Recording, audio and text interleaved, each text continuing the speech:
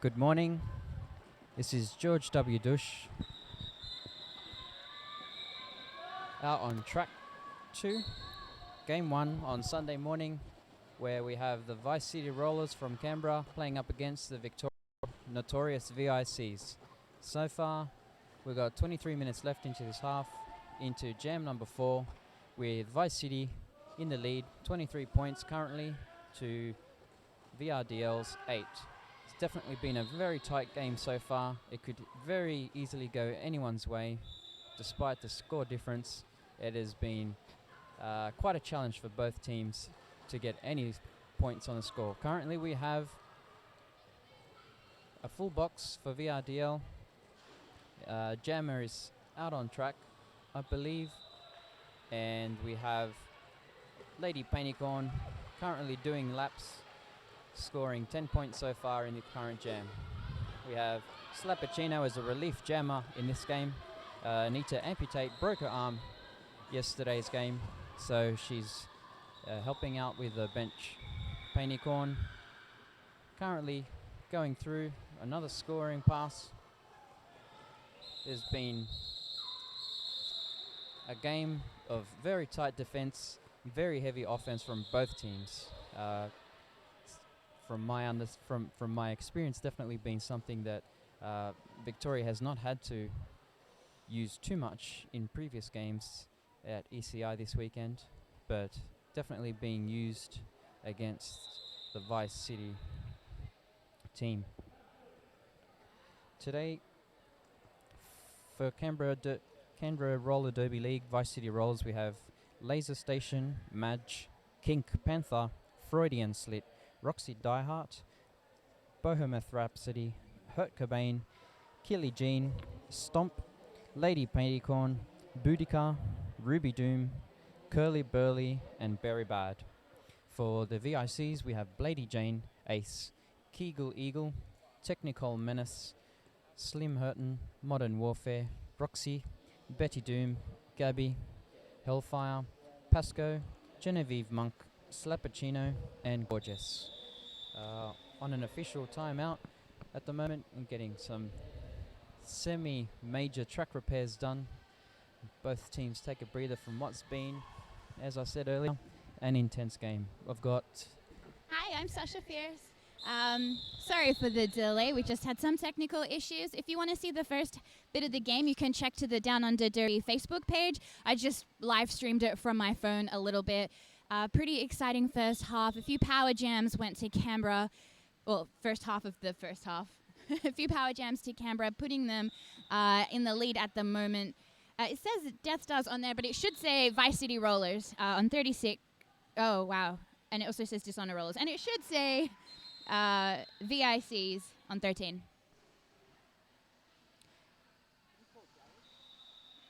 It's a scoreboard. Can you tell them that the names are wrong?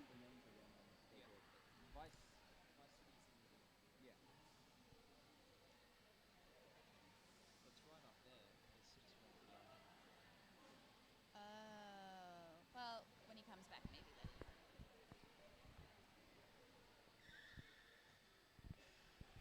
So we're in the middle of a team timeout being called by... Oh, okay, it's over. which is just finished. Both teams lined up, 5 seconds to go.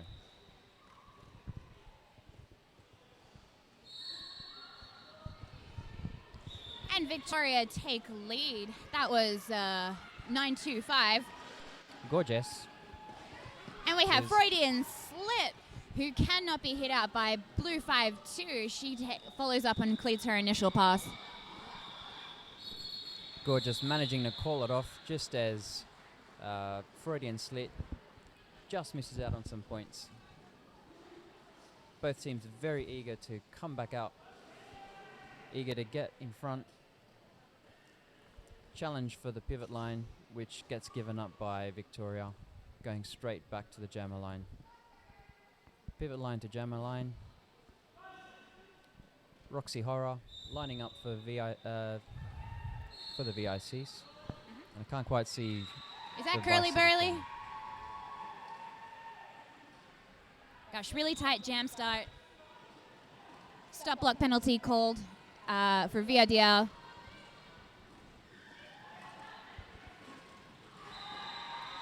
We have And Curly Burley takes lead for Canberra. Roxy Horror takes a penalty. That means Canberra in a power jam situation.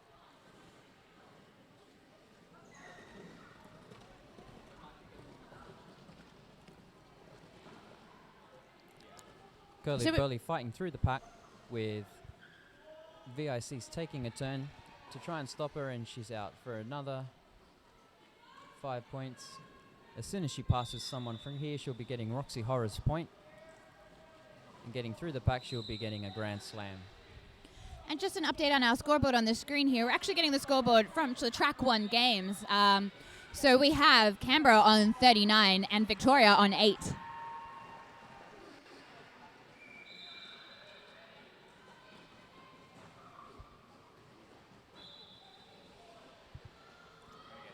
Roxy Horror's back out of the box, about to get out, being stopped very skillfully. Meanwhile, Curly Burley picks up 5 points. It's definitely been a challenge for the VIC jammers with some very on-target hitting by the blockers. Very controlled, very engaged blocking, making it very hard for any jammer to disengage. And the jam ends. Vice City on 47.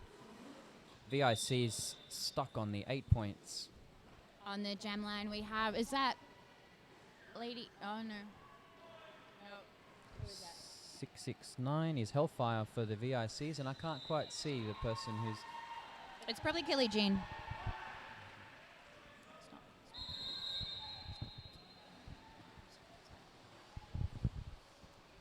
We have another official timeout being called. During this timeout, we'd like to take this opportunity to thank our sponsors. Thank you to Skate Project for providing the data package for this week, and share them some love and buy your booty shorts, ref stripes, or get some number printing on your shirts from Skate Project. I'd also like to say that Derby Down Under TV's coverage is brought to you by Skate Project, Better Bearings, and Maitland Roller Derby League for our replays and our loyal fans. Fans can head to the Patreon page, patreon.com/DDTV, to pledge as little as $1 a month to support Derby Down Under's coverage. Just before we start our next jam, whistle goes. And we have... and she sprints up the inside line, and who is that? Killy Jean. Killy Jean takes the lead for Canberra. And Hellfire's taken the star off, ready for a star pass, as Killy Jean comes in for her scoring pass, lapping the jammer, but stuck behind the rest of the team as... Oh, nice Hellfire. work from 669 Hellfire for stashing the star and getting through on the inside apex there, past those wall of green. Lovely little pivot and reverse out of the pack, but scoreless, as Killy Jean calls the jam off, finishing a scoring pass. We're on 52 to Canberra, 8 points still to VRDL Notorious Vix. On the jam line for Canberra, we have Lady Painicorn.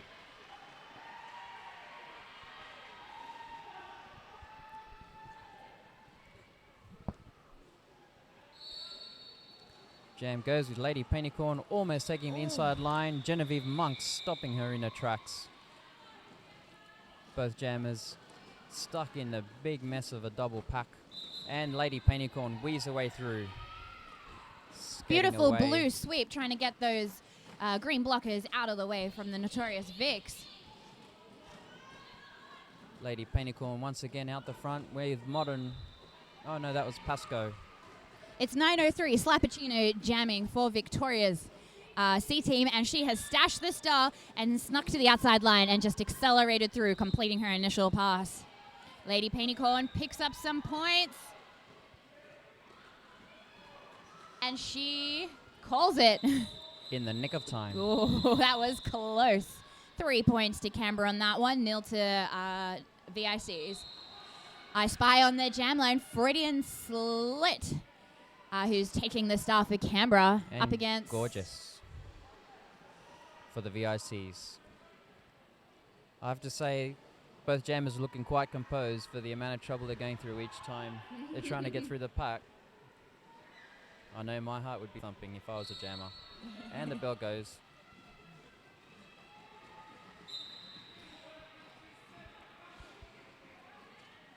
Oh, Freudian Slit gets the first penalty I've seen her get at the East Coast Invitational this weekend for a track cut, leaving VRDL in a power jam situation for Blue 925. Gorgeous. This is exactly what VRDL need to turn this game around. Unfortunately, we've got the Vice City Rollers having a tight grip on the defense. Victoria having a lot of trouble trying to knock those blockers out of any sort of composure that they've got, making that power jam completely scoreless for the VICs. And Freudian Slit is back on the track dealing with the VRDL 2 wall. Up the front, extending her that bridge. Her inside line work is down to so strong. 2 blockers. And now 1. Freudian Slit gets recycled around the outside apex. The long way round, all the way down the back. Pretty much back to the jammer line. There is still no lead jammer. It's definitely an intense game. It's been over a minute and there has been no lead. These sets of blockers are well matched. Yeah, both packs intermingled, often just meshing up and then moving forwards and backwards, constantly recycling jammer. Blue 2-1 takes penalty. And Freudian Slit is through on her initial. She does knock out lead because she got a penalty. But she's the first one out. Meanwhile, VRDL have stashed the star. 11 seconds to go, and Freudian Slit Blue just 2 finishes takes the penalty. first scoring pass. And the jam is rounded up. Neither jammer taking it easy in that one. Roxy Horror lining up for VICs. And I believe that's Kelly Jean for Canberra. VRDL have 2 blockers on, 2 in the penalty box, 1 standing. VICs with a full arsenal. CRDL jammer takes the front. VRDL 2 wall. CRDL have a pack advantage, having 4 blockers on the 1 jammer. VRDL Blue doing 2-1 has been released from the job. box and is coming in for the assist. CRDL jammer is being recycled. Very impressive seeing just 2 VRDL blockers holding the Vice City. But did she sure score? What score was? No. An impressive attempt. It's definitely the kind of That was a risks nice that jump VRDL there. are going to take to try and claw back the lead, remaining scoreless Oh, I'm going to head in. for such a long time. We haven't got the score up on the stream, but I can tell you, Vice Cities are on 69. The notorious VICs are stuck on 8 points, having a lot of trouble getting through the pack. I have to say, this is a fantastic game. It's nothing short of talent here. If you get a moment to see that last jam again, you'll notice that there was 2 VRDL blockers holding the VIC jammer. 1 bracing, 1 facing forward, not 1 arm being used, just very delicate balance and power. But that wasn't good enough.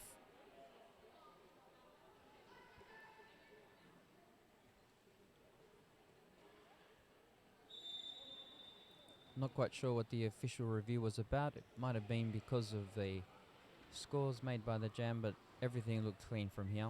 It's pretty hard to see because there's a lot of referees in the way, but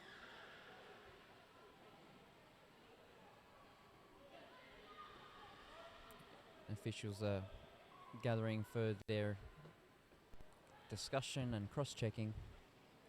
Definitely a difficult thing to be doing as a referee, is to double check what was happening on the. All right, I am back. So, VRDL Notorious Vix called the official review. The benchie stated that she would like the referees to have a look at the impact spectrum, of which there are calling penalties. She believes there have been a few forearms called that were not actual forearms, but just touching that didn't actually change relative position. She's trying to get Blue 2-1 out of the penalty box on, I believe it was clockwise. And the referees are having a little bit of a chat about that. I must say it's definitely a challenging game to be able to referee, and for myself to commentate, being such a newbie. Packs are constantly mingling and separating, going forwards and backwards through each other. It's such a challenge to keep track of what's going on with so much happening. And these two teams both play at quite a high level. The CRDL A team is a ranked team, and they have the absolute weapon, Freudian Slit, who just made the Team Australia lineup. Congratulations. And she is an incredible challenge to stop and to knock off the track. She could be on just like 2 wheels and take a big hit on the outside line, and she stays in. It is incredible to see. She's been phenomenal this weekend. And by the looks of it, it is the end of timeout. The refs are still having a chat, and we'll find out if the blocker needs to stay in the bin or if she can go back. One very obvious point of this game is that it's definitely a blockers game. Jammers are not dominating from either pack. It's all about how well the blockers are stopping. So it looks like CRDL have pack advantage, as we have VRDL losing their official review as their blocker is still in the penalty box. And we are off. Well, not quite, because everyone's still on the jammer line. Both packs working, both jammers. And that's Killy Jean running up the outside line and taking lead for Canberra.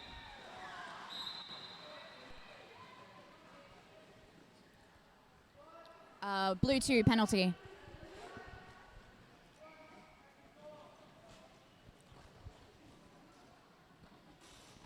Beautiful assist from Green 5-1. Trying to get Killy through on her first scoring trip, or as I like to say, scoring adventure.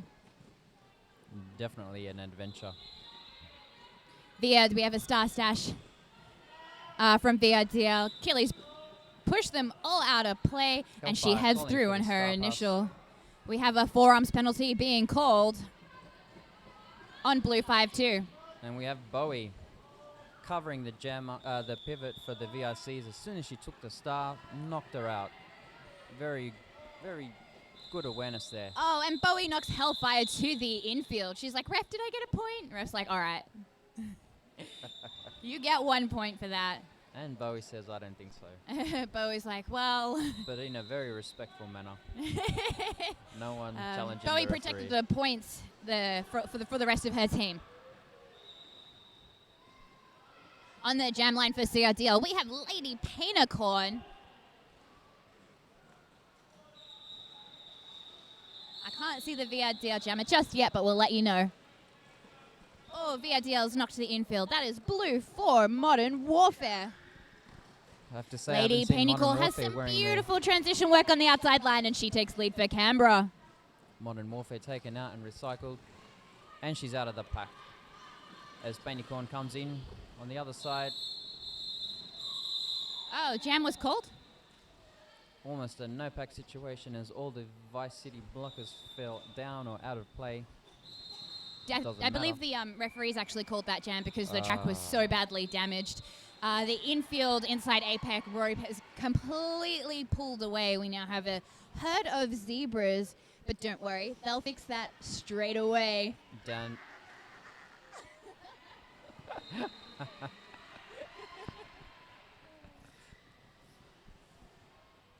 They're all down on all fours, as all zebras usually are, but these are an advanced species. Oh, I just got a message. Big shout out to the SRDL fangirls watching at home. The scoreboard's not working right now, and so I will try and remember to tell you guys. Canberra are on 8-0, Victoria on 9. So far, we have 10 minutes, 36 left on the clock. And we have just finished Jam 12. And we're still in period 1. Gosh, looks like some of the NSOs have been roped in to helping with track repair. This is too. Someone's got to stop this.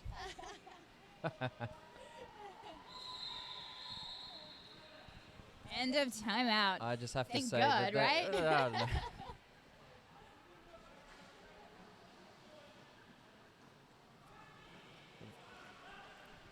That Apex definitely taking a beating. Most of the challenge happening right in that one spot. Whistle goes and the jam starts again. And as always, jam is stuck behind their opposition blockers. We have a lot of beautiful duking work from 925. Gorgeous. Being recycled. Gorgeous. But she's being recycled by Bowie. And just as the Vice City. Oh, nice assist. Unfortunately, she gets a back block from it. We have green 1-3-0 and blue 2 in the penalty box. No pack, which allows green 8-3 Curly Burley to take lead again for Canberra. Gorgeous having a lot of trouble. Constantly being recycled. Oh, Gorgeous lays a decent hit there on Curly Burley before dealing with her CODL 2 wall. Oh, nice. But brutal. Bowie just owns that track. You want my line? You can't have it. Bowie definitely holding a very superior stance on the track against blockers. Trying to get past. Very firm footing. Gorgeous coming in with Kegel Eagle working some offense. Clearing any blocker that is in front of the jammer. Trying to unsettle the walls, but not good enough. As Gorgeous goes back for a recycle. And Canberra are through. They pick up 5 hard-fought points. Score is 85-9. And both jammers are working hard. Very obvious that they're getting tired. Nice work. Gosh, that was some beautiful two-wall blocking with Bowie and Laceration. Very similar in style to VRDL's All-Stars, Bisexual and Bianca. Do you see the resemblance in their stance? Definitely. I wouldn't know why, though. Just really unique in the way that they catch the jammer like under their armpit, in their ribs. And they've got like that particular like arm brace situation where they're kind of bent in this like N shape. I wonder who their coaches are. And that's Freudian Slit jamming in green for the rollers from Canberra. She's dealing with that VRDL 3-wall by herself, pushing them out of play. And doing an excellent job of pushing them. Beautiful inside toe stop work. She takes the lead. Getting a forearm penalty. Reducing this. Pack advantage to Canberra. Oh, and and Alex, Freudian Slit is through again. Oh, is that the right? Sorry? Oh, it is Freudian Slit. Yeah, Freudian. Going through unchallenged. Not this time round. Not Freudian sure what Slit happened, dealing but Betty Doom went to two-wall. stop Freudian Slit. Scoring a penalty for herself. Freudian Slit's back up and working hard against 2-wall. Out the front, scoring another 5 points in the Grand Slam. Roxy Horror out, not long behind her. Putting a star back on and chasing down. Just look at Freudian Freudian Slit. Slit's form. Hard work. Roxy Horror thought she'd score some points. She has. So Canberra have broken the 100-point mark, which means for those of you listening out, it is time to take a sip of water. Oh, yeah. We also have In VRDL. What, can you see their celebration, points? Yes, in celebration for VRDLs, 12. reaching 12 points. 5 seconds has been called. And so has a team timeout for Canberra. Oh, official review. I'll be back. Official review. And I'll be back shortly after my quick sip of water.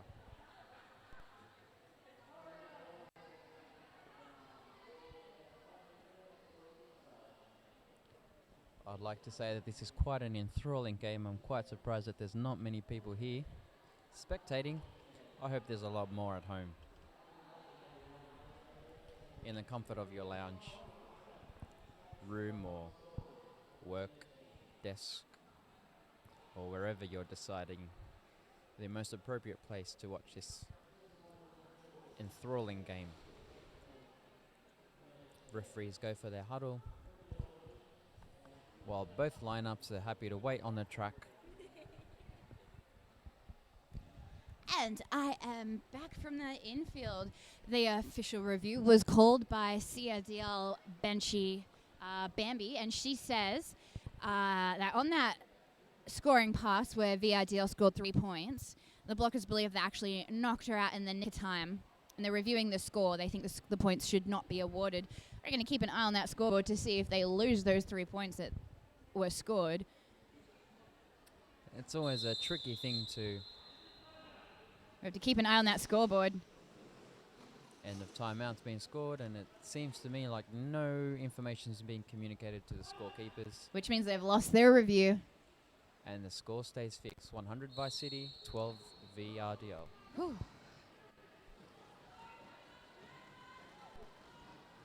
Alrighty. We have the CRDL jammer dealing, separating. Oh, a bit of a pile up. Who is that? That is 2602. Killy Jean. Billie Jean. Out the front.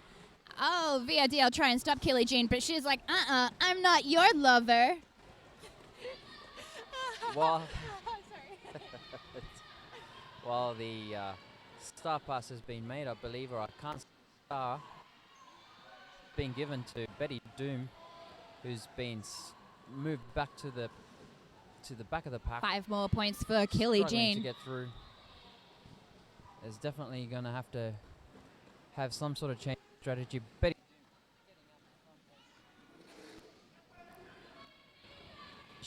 And around the Challenge up in the outside for front. Killy Jean, and she picks up more points. Modern VRDL warfare. completed their initial.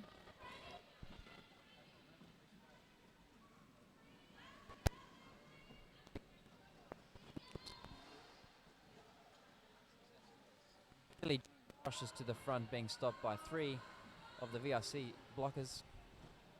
Blue 506 is being recycled by Bowie. They reform that deadly green 3 wall that have been giving jammers such a headache this game. And Bowie recycles again. I don't know if it's just a headache. I see a lot of hip aches, maybe some glutes, some quads suffering here as well. Definitely the calves are going to need to be worked on by someone at the end of this game.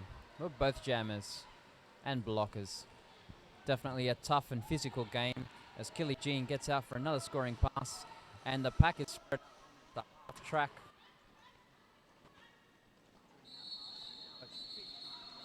Try and reduce the pass, and the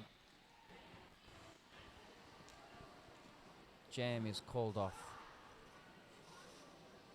VRDL on 15, Canberra on 114.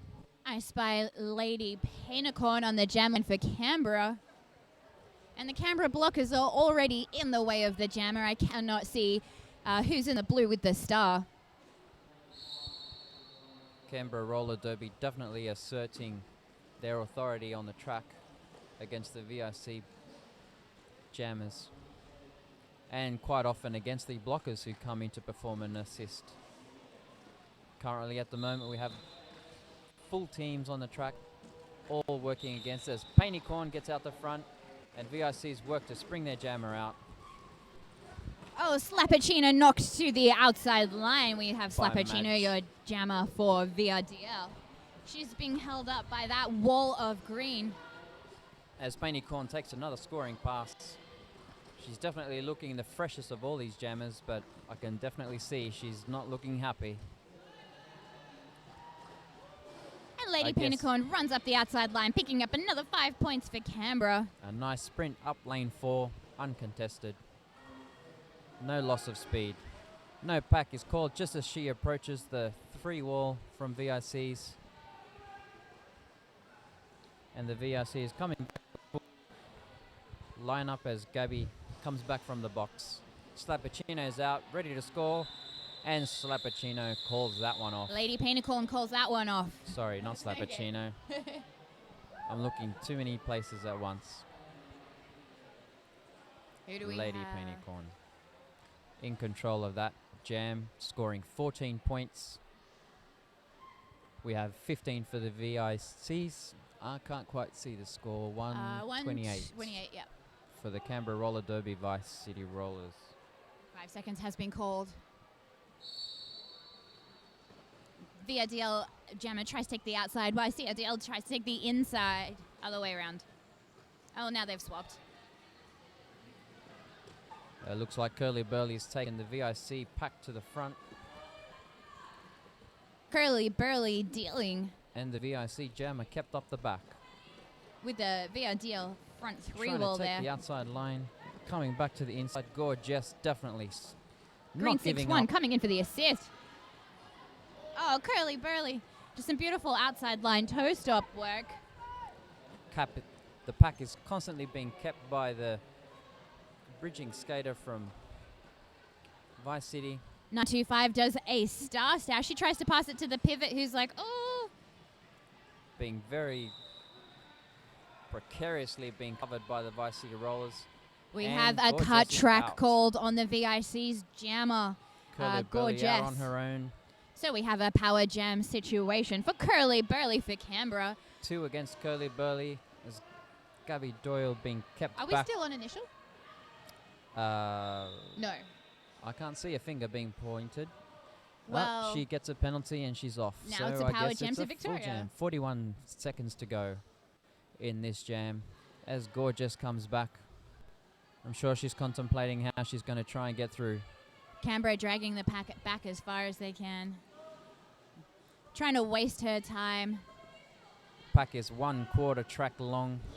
Bowie coming back and making the Vice City wall back to 4. Curly Burley on her way that out. was so skillful. So Bowie dragged the pack back slowly as far as she could to give her jammer enough time to finish her penalty by the time the VIC's jammer was on the track. So we have both jammers back on the track at roughly the same time.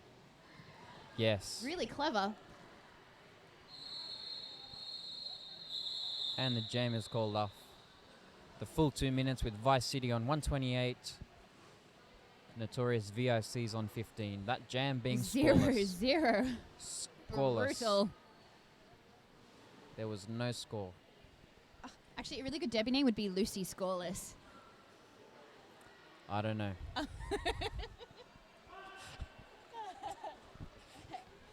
Thankfully, 5 seconds has been called. She'd have to be a blocker. She Yeah. cannot be a jammer. That's right.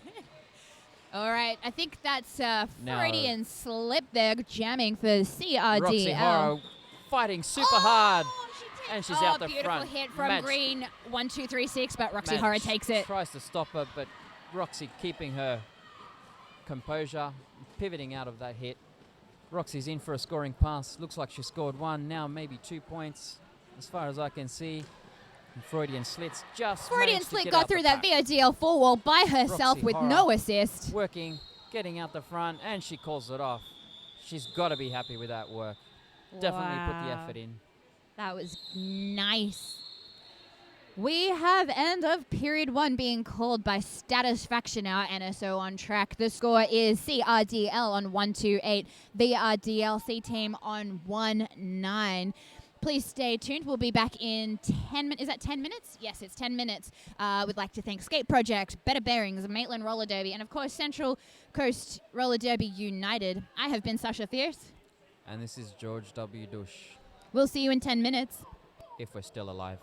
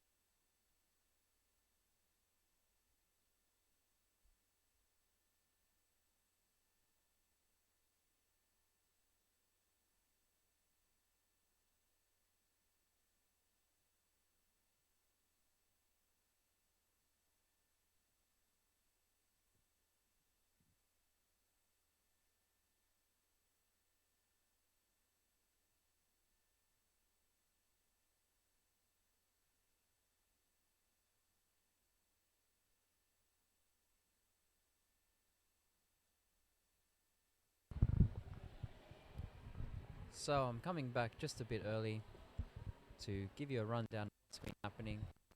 Both teams are taking a well-deserved break from their first half. We currently have 2 minutes and 30 seconds left on the intermission. Vice City Canberra Rollers on 128 and VRDL Notorious VICs on 19. In their last scoring pass, the VIC scored 4 points by the intense work made by Roxy.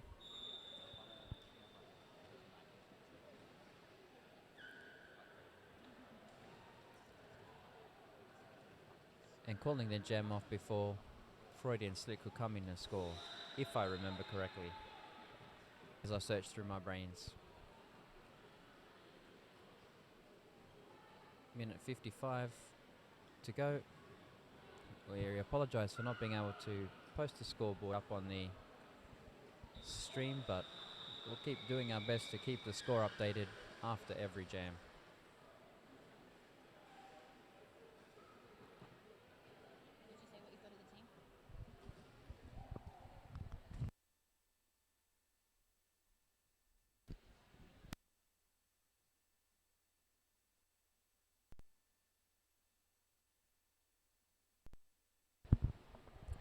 One thing I have to say is that the definitely quite an impressive thing to be watching the Vice City blockers being able to set up a wall under fire from a jammer and their offense and be able to maintain their edges and hardly be perturbed by any kind of attack that the VICs give to them.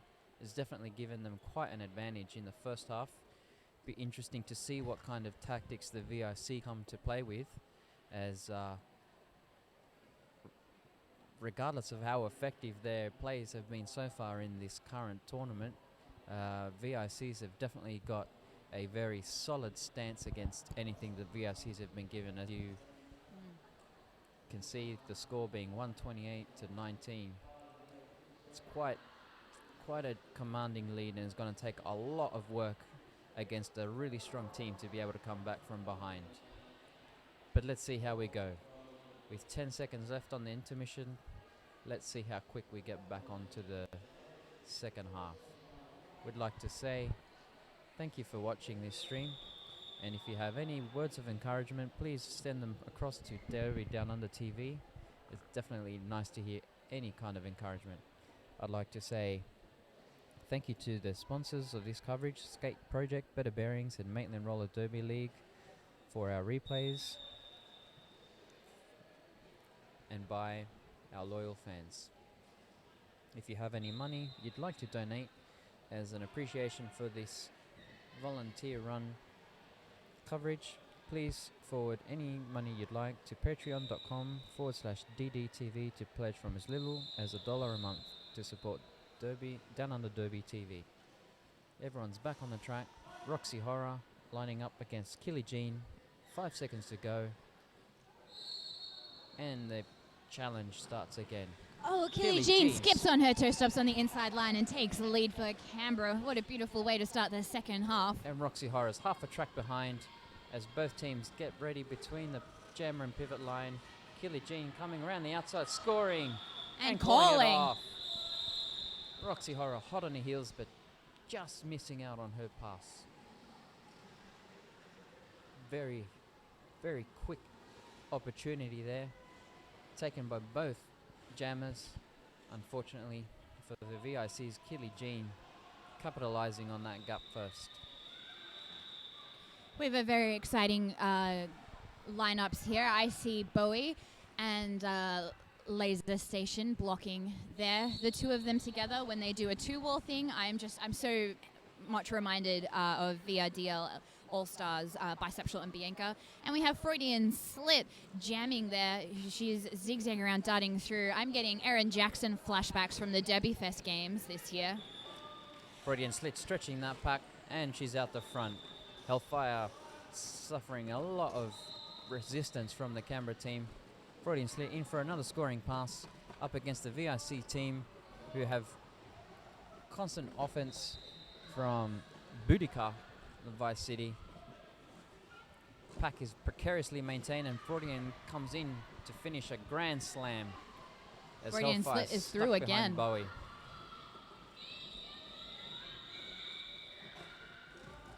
Oh, with beautiful agility and fierce driving skills, Freudian Slit slips through the pack again. She definitely found the narrowest of gaps And slips through. shush. I need a smile. There we go. I'm laughing on the inside. I can't hold it in. Modern Warfare's taken the star pass and she's on her way through to score. Once again, Canberra being very authoritative as to who they decide passes and when. And Bowie Pasco, recycles Pasco. Yeah. That's blue 7. Meanwhile, Freudian Slip picks up more points. And another recycle on the infield. Freudian Slit going through for another pass. 24 points in this jam. Victoria still scoreless. And Bowie recycles Pasco again on the infield. What a jam. There must be a glitch in the matrix because I'm having deja vu. Vice City Rollers scoring 29 points in that jam. 161 points to 22 for the VICs. In case you didn't hear that again, it was Canberra Roller Derby League, Vice City Rollers on 161. VRDL Notorious VICs struggling to get a hold on this match with 22 points. Timeout is called. I believe it was a timeout. And both packs have a breather. During this timeout, we'd like to thank our sponsors, Better Bearings. If you need better bearings, you betcha you better get to Better Bearings. How bearable was my puns? Very. For a dad? I think they're getting better. And I'm not having much trouble bearing them.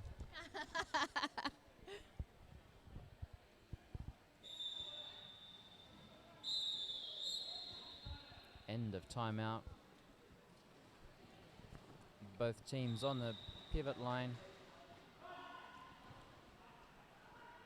5 seconds to go. Madge taking the pivot line. Canberra moves ahead.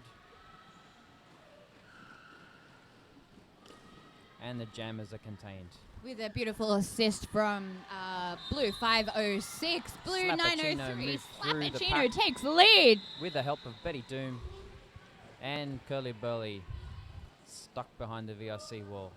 Oh, beautiful apex jump, but I'm not sure if she landed it. Let's find out. No, she's crawling back to the infield and recycling herself between green 130. She takes off the star, but doesn't she have lead? I believe so. She loses lead because she took the star off. But she's still on a scoring pass. And she can't get points because she doesn't have the star on. At least that's what we believe. But she's And been she's sent to the got a penalty penalty. box for a track cut. Which means we have a power jam for CRDL and pack advantage, as we have we have blue 2 in the penalty box. And don't get me wrong, doesn't mean it's making it any easier for Curly Burley, who's decided to take a star off and continues to challenge. And she gives the star pass over to Madge. Green 1, 2, 3, 6. 1, 2, As 3, we have 6. Kegel Eagle coming back from the penalty Madge. box, ready to help her wall. And Madge goes around the outside, does a pivot past the blockers and takes it easy for that pass. Grand slam. The Slappuccino's back on the track with a star on, ready to take on the Vice City wall. As Madge comes through, scoring 1 point at a time as the VIC blockers keep challenging her, and she's through again as Slappuccino is rolled over, and 616 for the Vice City gets penalized for that action. Oh, I don't know if that was Madge called off or if that comes was in really hot, but will she be awarded a penalty for Vice engaging after the whistle? Vice City on 170 and I guess not. VIC's on 26. scoring 4 points in that jam as the rain hits the roof hard here at Niagara Park Stadium for the East Coast Invitational. Yes, the rain is indeed falling here at Niagara Park Stadium. So I'll stop it. I can't. It's just not possible. You're processing puns as you're commentating. I can't do that. One thing at a time for me, thank you.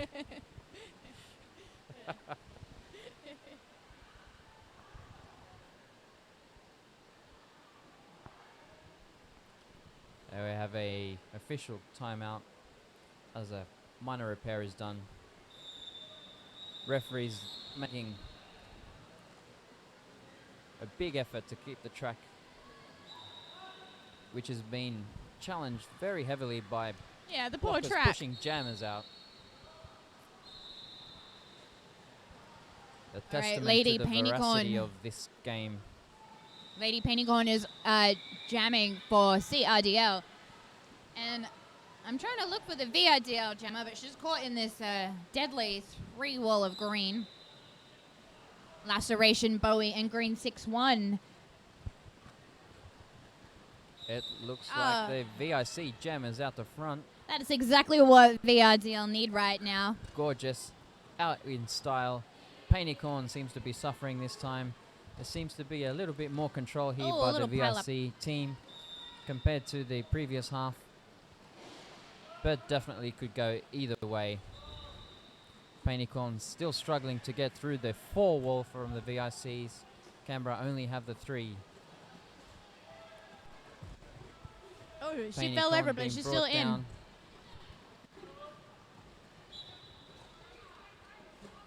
Canberra. And Bowie is released from the penalty box. She comes in for that deadly assist to spring her jammer. Laser Station definitely working hard to maintain authority over Gorgeous. And once again, that was a tough jam. VRDL take lead, but CRDL having none of it, refusing to let them get in more than one scoring adventure. Gorgeous calling it off after scoring 3 points. Vice City 170, VICs on 30. They're definitely starting to score, and a lot more frequently. Getting lead jam, but definitely a lot of contesting for the lead here. Lead jammer. Oh, beautiful hit from Blue for Modern Warfare, knocking the jammer out. Keely Jean. Right on the line. Lovely precision. Vice City blockers up the front. VIC's recycling. And it's deadlock.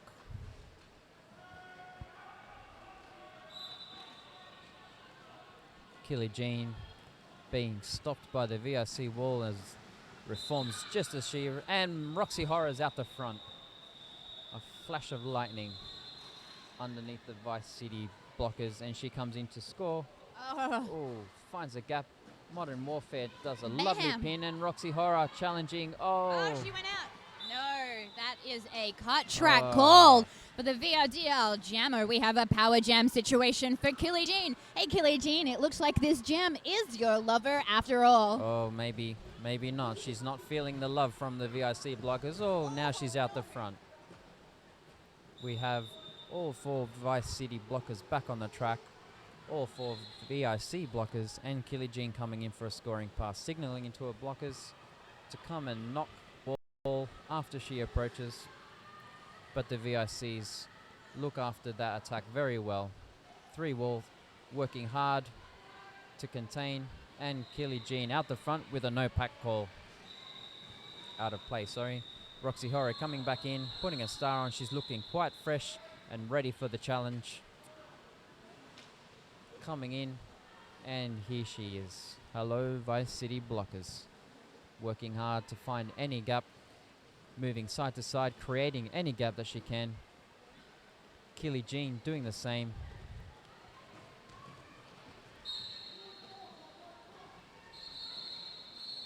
That jam being called off.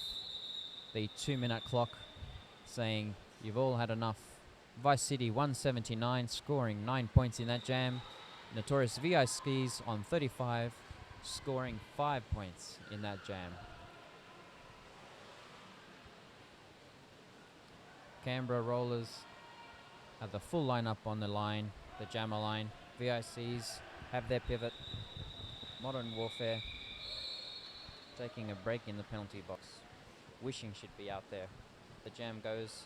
Vice City Jammer starts pushing the VIC walls forward. Blue 7 sent to the penalty box. Pasco gets a multiplayer.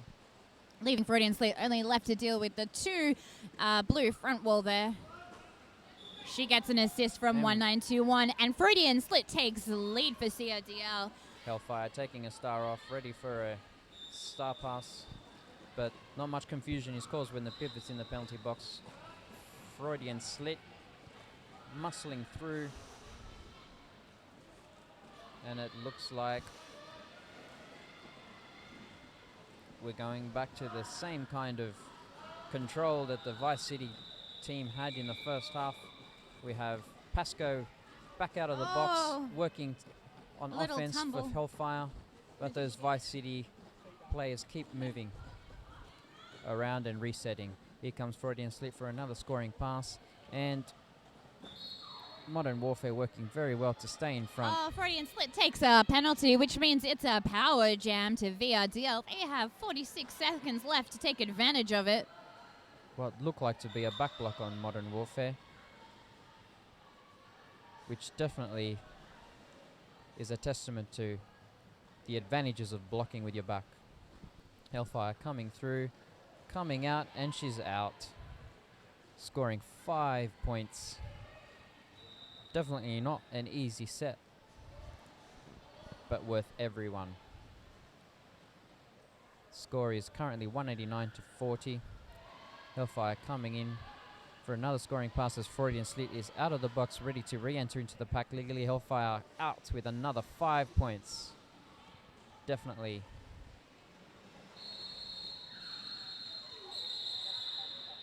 a tough game. The score is currently 193, with the Vice City scoring 14 points in that jam. Notorious VICs on 45 scoring 10 points in that jam.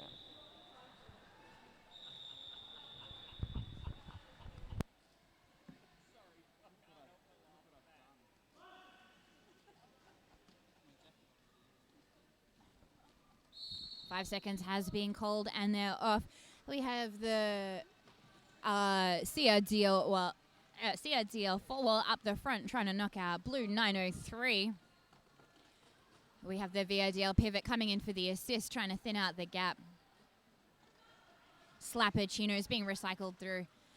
Oh, with beautiful toe-stop work, but the CRDL blockers have excellent laterals, just darting between the lines no matter what. Slappuccino coming around the outside, and she gets lead for VRDL. This is absolutely what they need to try and close that point differential for the team. Meanwhile, we have Curly Burley dealing with the VRDL 3-wall up the front. She's driving through, taking them to the lines, but sticking to the inside. Oh, here we go. She runs up the line after pushing them out of play, and she completes her initial pass. Meanwhile, Slappuccino is being recycled. Oh, and pushed to the infield. End of jam. Slappuccino picked up 3 points in that one, bringing us 193 to Canberra and 48 to VRDL. It looks like VRDL really have picked it up this half. They've scored more than double the amount of points that they had at the end of the first period. Whatever they're doing, keep doing it. They've obviously figured it out. Quite impressive work there from Kegel Eagle, stopping the Vice City Rollers from recycling her jammer too far. Each one trying to recycle and being stopped by Kegel Eagle. We have a team timeout being called by VRDL Notorious Vix. We'd like to use this timeout as an opportunity to thank Skate Project. Head to Skate Project for your booty short needs. They also sell ref uniforms. They can do number printing on uniforms, but they can also do that, I think it's called sublimated printing, where they can print your name into the clothing as well. We'd also like to thank Better Bearings. You betcha if you need better bearings, then you better head to Better Bearings. It'll make your skating adventures a little more bearable, and wouldn't that just be better? And we'd also like to thank Maitland Roller Derby League. Maitland Roller Derby paid for our instant replay feature, which comes as a part of our gold class service streaming that you can get. If you have an event, just contact Downunder Derby TV on their Facebook page and we will get to you. Ooh la la. End of timeout.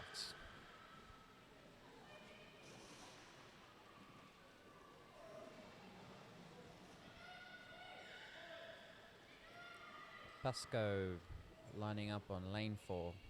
Monk bracing. Genevieve Monk bracing. Betty Doom on the inside line for the VICs. And I can't quite see who is in lane 2 and 3. Jam goes off. And the Vice City Jammer comes straight up the front. Looks like it's Lady Panicorn attempting to take the inside line, cutting back to the middle. And the VIC walls reset. She's stretching the wall out. Betty Doom taking her right to the line and out, but she's out of play. And Canberra has lead. Lady Panicorn again. Panicorn coming for a score as Gorgeous has been recycled. Taking, oh no, she's out on a penalty. It is a power jam situation for Canberra. Panicorn being recycled. Oh, and Right, look at City that doing beautiful an assist. CRDL net. It's just sweeping all the blue blockers out of the way, except for blue 506, Betty Doom. Lady Panicorn gets through and picking up another 5 points. Lady Panicorn dealing with the VRDL 3-wall by herself. I apologize for my slowed her silence. I'm down. feeling a little speechless at the moment. Definitely Oh, a tough that was a contest. beautiful hit from Bowie, preventing the VRDL jammer to get. Oh, she just knocked out her own skater. Every time a jammer Oh. finds a gap, there's an opposition blocker stopping them. Doesn't matter what team you're in. The thing A about lot of CRDL is action. that if you get through their absolutely deadly walls, they just reset in front of you again. Oh, and Bowie's doing what she does best, which is recycling the jammer on the line. Working In really for the hard. assist is Blue 88, and trying to knock CRDL out of the way. But they reset in front of her. We have both jammers caught up in the pack. Oh, there's only 5 seconds left on the clock. How many points are they going to get before it calls? It took 2 minutes for VRDL to break through that stunning green defense. She got out on initial. Vice City scoring 14 points in that jam. Victoria scoring 0. Score currently 207 to 48. It is nice to see back on the jam line. We have Freudian Slit for Canberra. And Roxy Horror for the VICs. 5 seconds has been called. Roxy Horror tries to run up the inside. Oh, beautiful assist from Blue 2, allowing Roxy Horror to take lead for the notorious Vix. Freudian Slit goes around the outside and completes her initial pass. She is hot on Roxy's heels. Roxy calls it. Mounting a lot of pressure for Roxy to score in very little time. 0-2. We have 207 points for Canberra and 50 for the notorious Vix. That lead has definitely been stretched, if my math serves me well. And it's the girl who thinks that I am the one. Killy Jean is on the jam line for Canberra. With 5 seconds to go, I can barely contain my laughter. Hellfire working hard inside to out. Drawing and cutting. Drawing out and cutting back in. Not working very effectively against blockers. And Billy bam, Bowie. round the outside. Killy Jean takes lead for Canberra. Laser station Meanwhile, at the front. VRDL comes in for the assist on Hellfire, who's jamming for the notorious Vix. Bowie working Bowie very and hard, keeping the hits in Laser front of Station have Hellfire. her caught on the outside line. She transitions round to get swallowed up again. Bowie sent to the penalty box. Hellfire dealing with the CRDL 3-wall. No pack is called. And they reform. Hellfire through. Both backs down to 3 blockers, both jammers on the pack. Laser stations Oh, out. And Hellfire's been Oh. injured. Calling the jam off.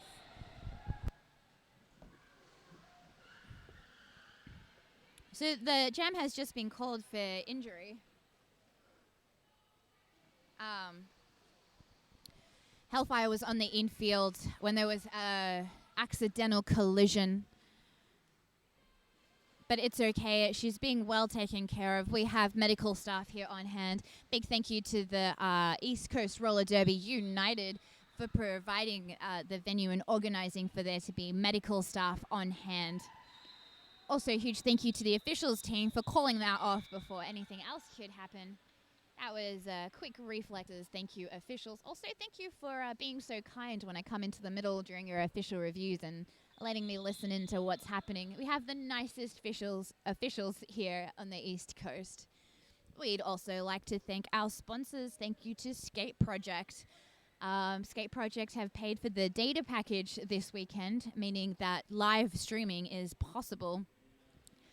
A big thank you to Better Bearings. If you need better bearings, you betcha. Better Bearings have the betterest bearings. Oh gosh, I just couldn't bear it. I'm sorry, guys. I'll do better next time. And a huge thank you to Maitland Roller Derby League. You guys are our biggest fans, and we love you.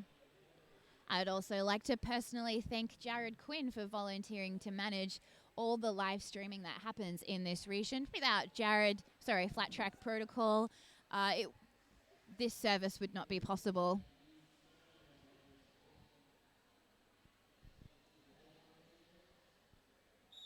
We're just going to take a few minutes to relax while the medical staff take to their injury on track.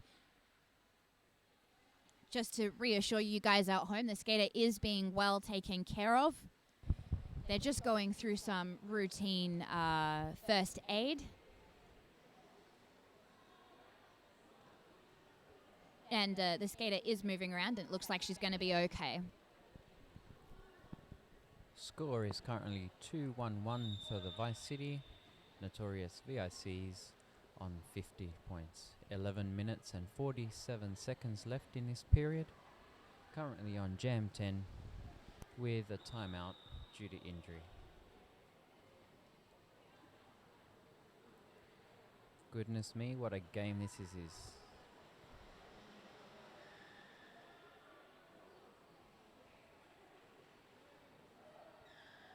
Both teams looking quite relaxed on the track. Both teams working very well and staying composed. Definitely commendable to say that no one seems to be losing their cool. Definitely from the jammers' point of view, a lot of hard work, big amounts of effort being put in, big strong hearts, playing a very fair game of roller derby. Penalty count, I can't say because I can't see the scoreboard, the penalty board, but definitely in my opinion looks like it's quite low. A very nice thing to see. A good hard game being fought by both teams. The score may not reflect it, but definitely if you watch the game you would agree quite an even match despite the score.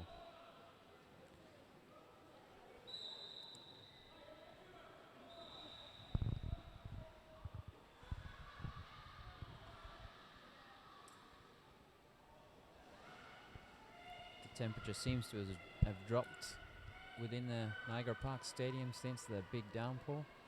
I hope these skaters don't cool down too much. Definitely can affect some players more than others.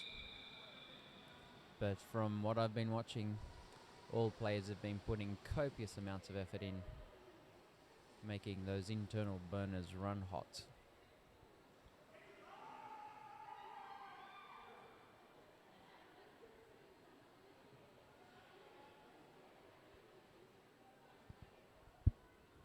One thing I have to say from the spectators is they seem to be as gobsmacked as I am sometimes watching some of the plays being made, how the blockers protect their lines, how they work to stop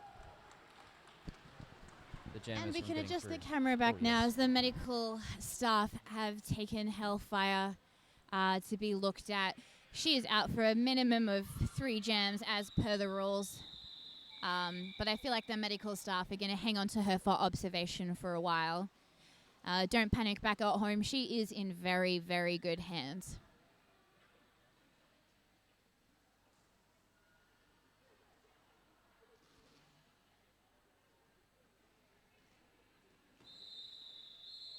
We have Satisfaction calling end of time out.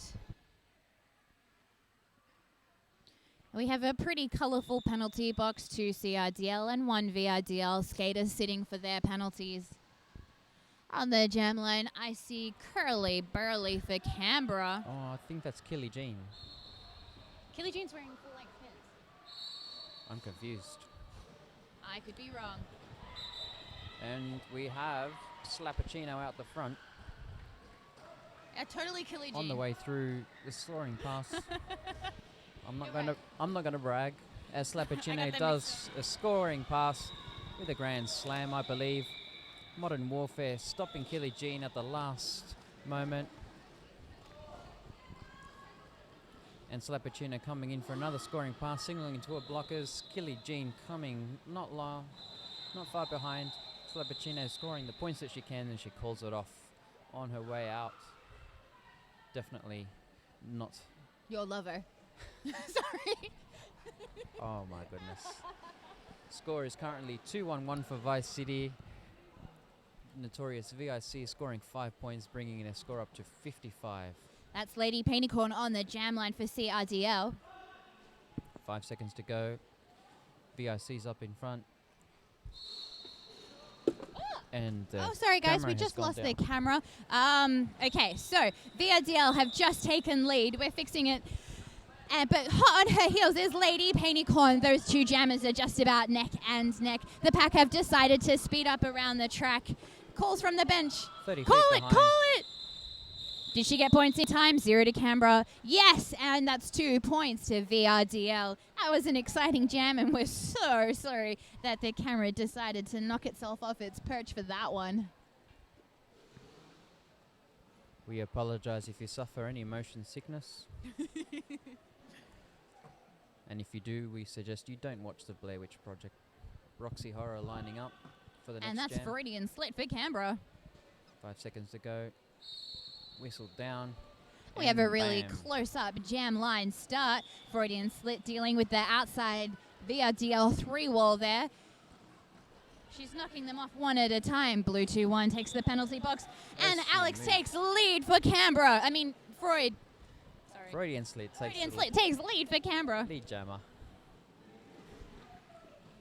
And Oh, very wow. With little- beautiful agility and edge work, Freudian slit is through again, picking up 5 points for CRDL. Meanwhile, Roxy Horror has stashed the star, and she's dealing all by herself with a devastating green 4-wall. Freudian The slit. VICs have come in to sweep them off the track, but those skaters and their edge work is just unbeatable.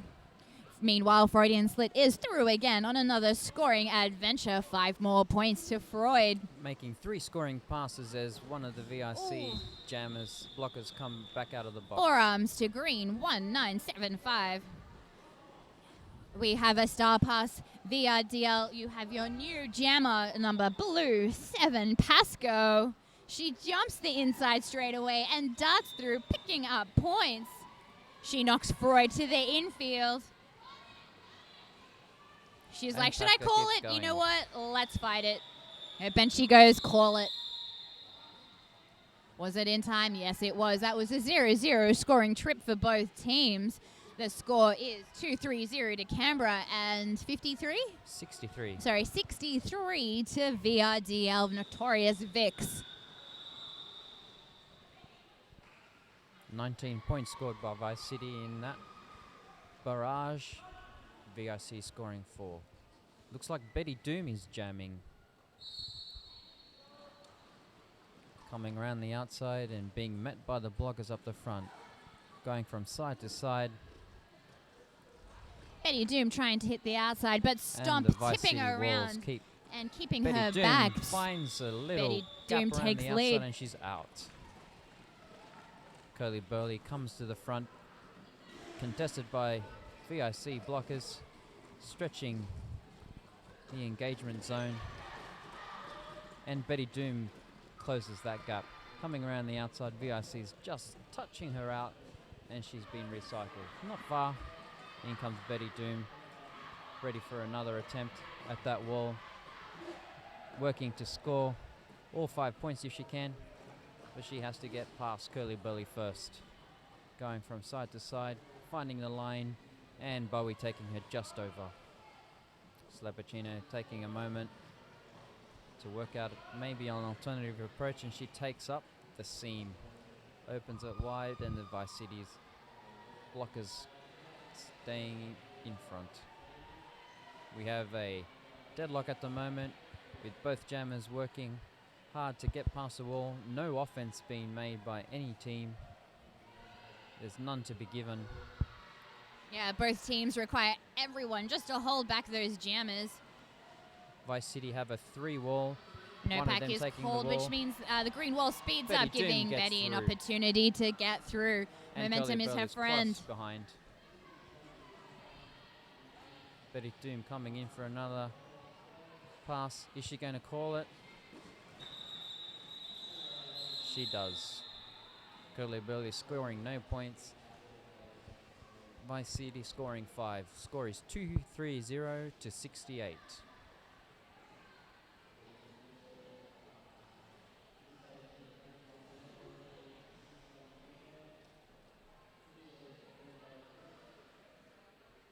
We have Lady Painty Corn on the jam line for Canberra. I will know who is the Who is that in blue? VIC jammer in a moment, but not right now. It looks like Slapacino trying to find the inside line. In case you have noticed that Anita Amputate hasn't been playing in this game, she's managing the bench after an injury from yesterday. Slapacino coming in for a scoring pass, and Painty Corn gets a penalty. It is a power jam situation to Victoria. Oh, and Victoria is also being sent to the penalty box. It's going to be a very quick changeover at the penalty box. Kegel Eagle. I'm sure she's close to standing up. Jammer for Slapacino sits down. Painty Corn is up. Kegel standing up. Painty Corn ready on her approach. Yeah. A barrage of offense from the Canberra team, and Painty Corn being recycled. Up she comes back to the wall. Slapacino approaches, and Kegel creates an opportunity that unfortunately could not be taken without Bowie having her say. In for another approach, Slapacino, followed by Kegel Eagle, and reset, ready for another pass. Painty Corn struggling with a 2-wall up the front as blockers from both teams work to bridge the engagement zone. No pack called. Out of play, sorry. No out of play. I get them confused and I shouldn't, being a skater myself. And in comes Lady Painty Corn for another scoring pass. Oh, a little pile up on the outside line, No but they pack. are up quick as Pack is lightning. here. Painty Corn up the front, VIC stopping. As I said, the pack being mingled and flowing, staying in front of the jammer, and Painty Corn stays up. The clock calling it off. Score is currently 230 to 69. 3 minutes and 34 seconds on the clock, counting down for the next 17 seconds, I should say. This game is nearly up. Definitely no way the VIC We have a team timeout being called. Oh, it looks like it's possibly a team timeout, but the officials are using it to repair the track.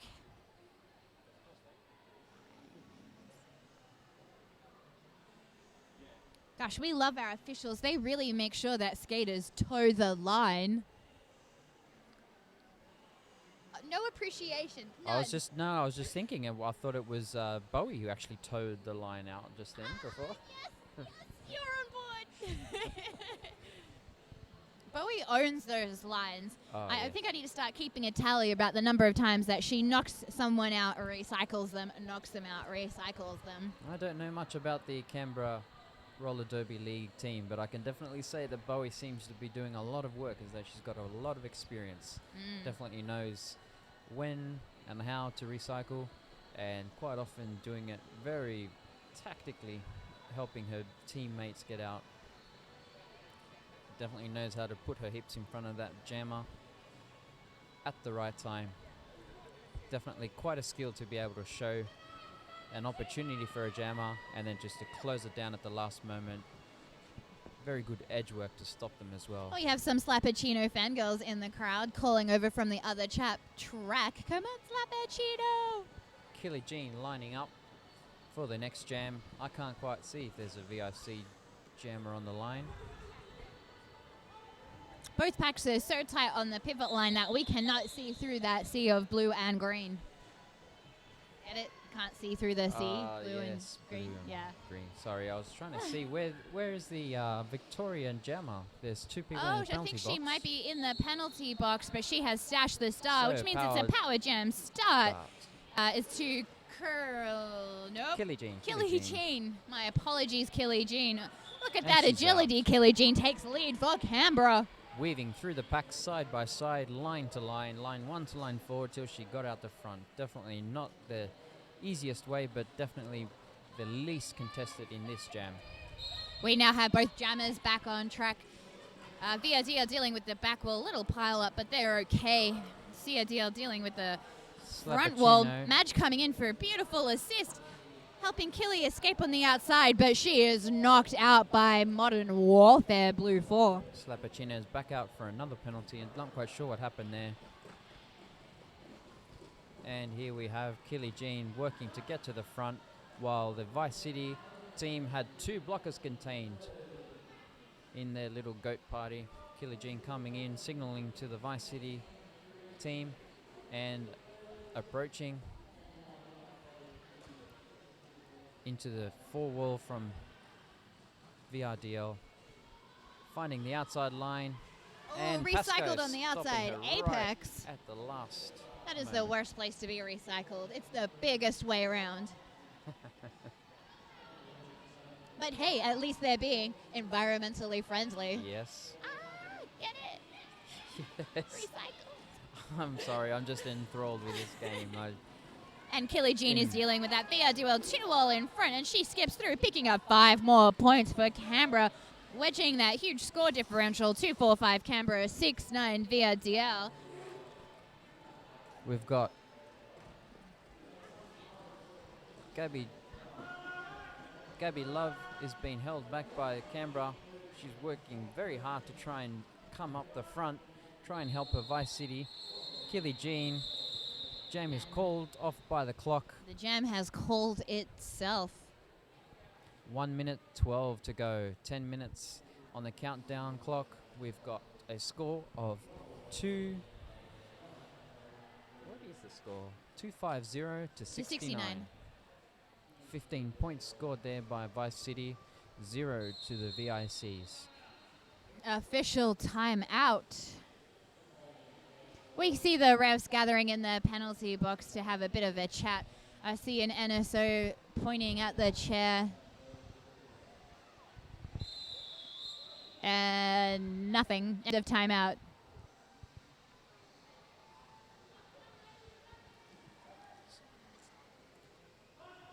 Penalty box is empty.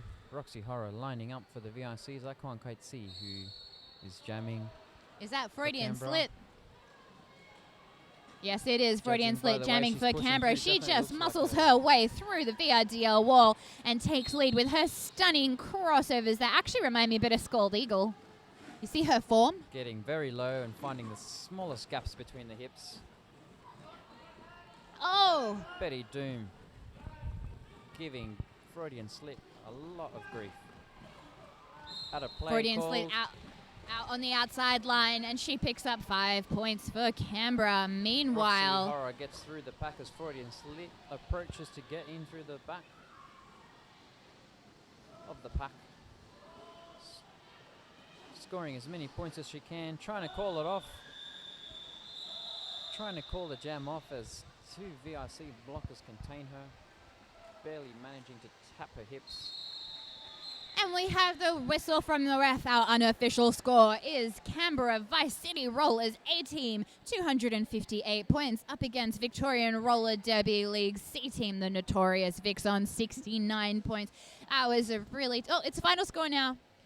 Congratulations to the Canberra team. That was a tough game. I saw Canberra play against the VRDL Queen Bees, and that was a really, really tight score. They were two well-matched teams, so it's absolutely incredible that the VICs have risen up to the challenge, trying to keep that point differential down as low as possible. Also, in the first half, they only had like 14 points, and now they have 69.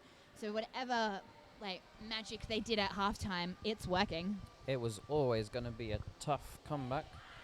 They worked hard, definitely worked hard, and scored a lot more points in this half. It was a fantastic game to watch. If you have a moment, come back and watch the replay. It's a lot to be learned. All right. We would just like to thank our sponsors, Skate Project, Better Bearings, and Maitland Roller Derby League. I have been Sasha Fierce. And this is George W. Dush. Stay tuned on this track. Next we have... what do we have? We have the Central Coast Roller Derby United A team up against the Southside Derby Dolls A team. And if you switch over to track 1, we have the VDL, Canberra's other team, the B team, and SRDLC team, the brand spanking new Mercenaries. Thank you for tuning in. Have a lovely weekend.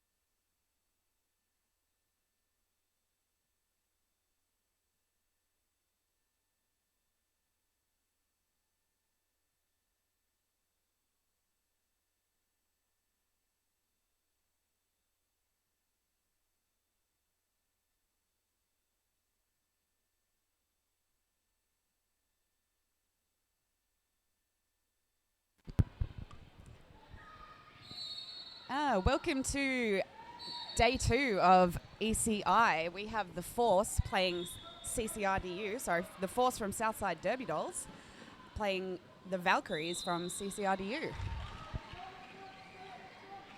And Copper Floggin is currently lead jammer. She's from the Valkyries. But Whack Russell Terrier is really close behind. Close chase there with the jammers. And Calling off. yeah, Copper Floggin has called it off before either jammer was able to score any points. So we're in the second jam now and still no points on the board. So now's probably a good time to introduce our skaters. So from Southside Derby Dolls, the Force, we have 0, Whack Russell Terrier, 7, Ruby Whipper, 1300 Mel Scream, 14 Get Shirty, 23 Danny Hell, 26 Mojo Malicious, 2868 Thunder Slut, 360 Britney Spear Tackle, 389 Lethal, 75 Clusterfrack, 78 Debbie Does Damage, and 888 Tequila Shot. That's brilliant. And from the Valkyries? Valkyrie 0, Jugs, 04, Mrs. F, number 10, Calvitica Bold. I think that's a font. It is a if font I am indeed. correct. 1111, Copper Floggin, 18 Ratbag, 202, Hannibal Dector, I love that name. Yep. 3039, Bamphibian, 321, Feral Streep, 326, Howling Knight, number 4, Shazam, 519 is Makita, 525, Posh Deckham, number 6, Mini Mayhem, and 88, Betty Boom. So we have Lethal with the Jammer Star on for Southside Derby Dolls, and Copper Floggin is jamming again for the Valkyries. Copper Floggin has, actually just picked up a penalty and been sent to the box.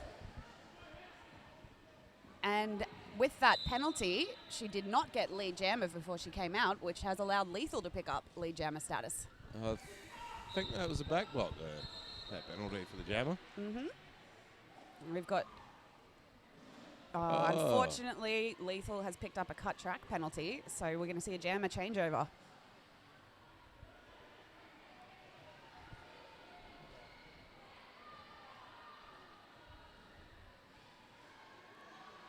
So now that with that, of course, we have no lead jammer, so we'll be going for a full 2 minutes on this jam. We will indeed. This jam will keep going until its natural conclusion. Good chance here for the Valkyries to pick up a few points. Well, Copper Floggin has put points on the board. She's got 4 points so far. Oh, solid block there. Absolutely. That was really solid block by Mojo Malicious. Copper But Floggin's Copper through. Floggin has gotten through and picked up 5 in the sky. But Lethal is back on the track now too and has picked up 5 points also.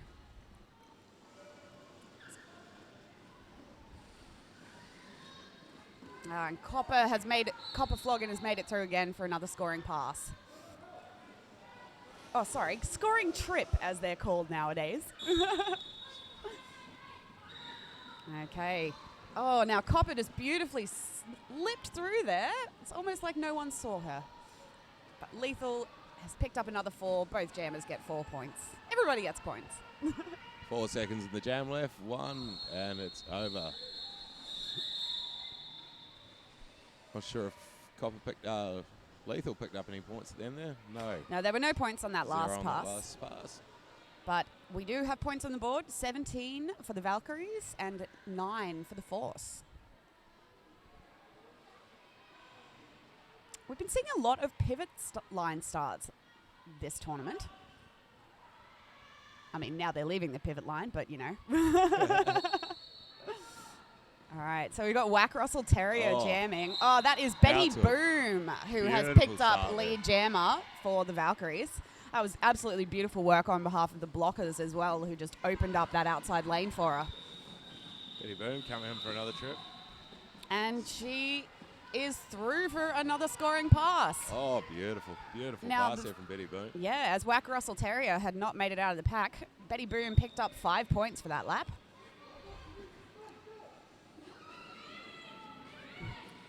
And Whack is out now. Betty Boom coming around to score some more points. And Whack, yeah, she's called it off before Whack was able to get into the pack and score any points. Really good awareness there from Betty Boom. That's beautiful footwork along the outside line there, not to go out. Yeah, she is a really powerful jammer. Lovely step up through the middle there. We have an official review. We do. Official review has been called by the Valkyries. Yep, Hans is in the middle there. And not wearing a suit today. Normally, Hans is all schmicked up in a suit, and he's not wearing his fancy glowing shoes today either. Kind of hard to recognise him in a Yeah, single out in the middle. it's like, who is that guy? And that's not just because I can't see.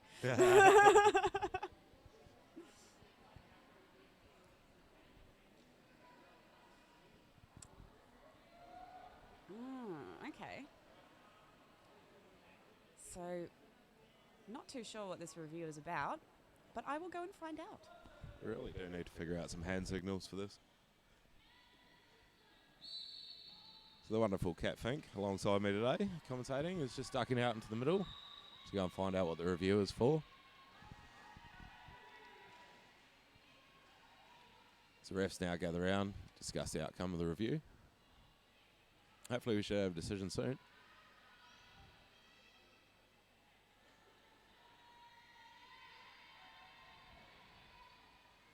Shaping up to be quite a nice derby game today. A lot of fancy footwork from both teams.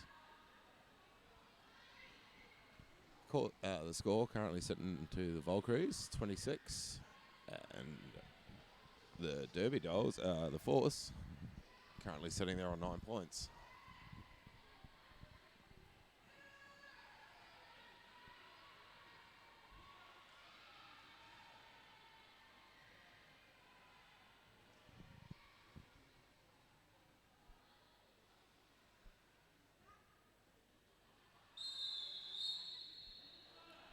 The rolling whistle there for the 30-second countdown to line up.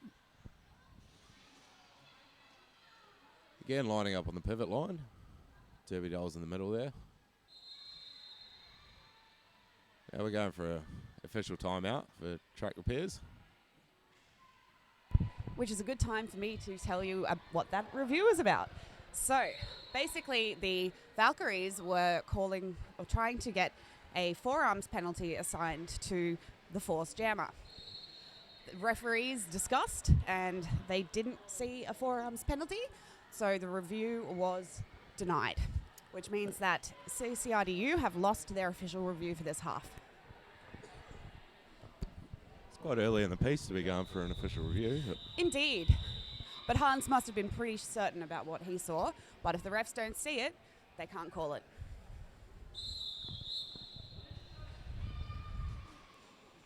The 30-second countdown now as the refs line up back in their respective positions.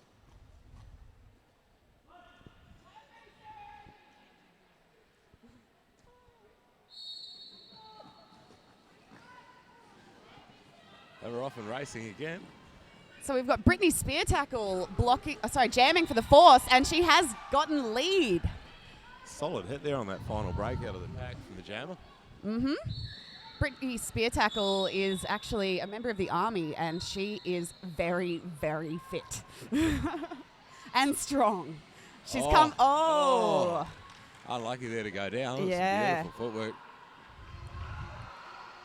Luckily, she managed to stay on the track, so she does. Oh, I think we'll be seeing a penalty for that, a low block. Yep. But Brittany Spear Tackle is coming through again for another scoring pass.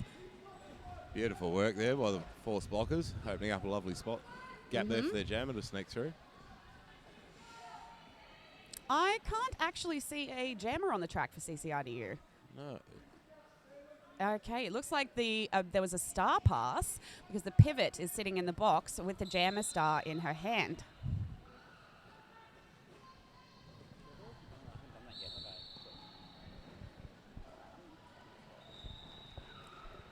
It's been a really great jam for Brittany Spear Tackle. The Force are now on 19 points to the Valkyries 26. Now the CCRDU pivot, who has the jammer panty in her hand, has gotten through on her initial pass. She puts the panty on her head now, And covering the jam. yeah, Brittany Spear Tackle has called it off in time. The CCRDU jammer did not manage to score any points. That was a great jam from Brittany Spear Tackler. And that's closed the gap as well. The Force are now on 23 points to the Valkyries 26. All it takes is one good jam. Absolutely. Completely changes the results of the game. That's our, sorry, I'm from Southside Derby Dolls. My name is Kat Fink, and that's our Rebel Alliance, who always come along and cheer for our games. So we've got Lethal with the jammer panty on. Oh, but Betty Boom has breezed her way around the outside to pick up lead jammer. Lethal's made it out of the pack, and she's about half a lap behind. But Lethal is a very fast skater, and she's closing that gap. But Betty Boom has gotten through and picked up all 4 points and called it off before Lethal was able to score. Beautiful work there from Betty Boom. Betty Boom has just been such a great skater, or she is, sorry. And this tournament, I've seen so much beautiful jamming from her. This is day 2 of the tournament as well, so I imagine these girls are pretty tired by now. We're having official timeout here. Looks like track repair again. All right. No, the officials, the referees have gone over to the scoreboard to have a chat. So we'll see if there's any adjustment made to the score. In the meantime, we have Copper Floggin for the Valkyries standing at the jammer line. And somebody from the Force, but, you know, there's skaters in the way, so I don't know who.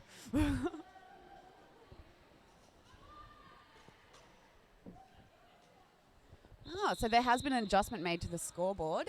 The Valkyries are on 30 points to the Force's 23.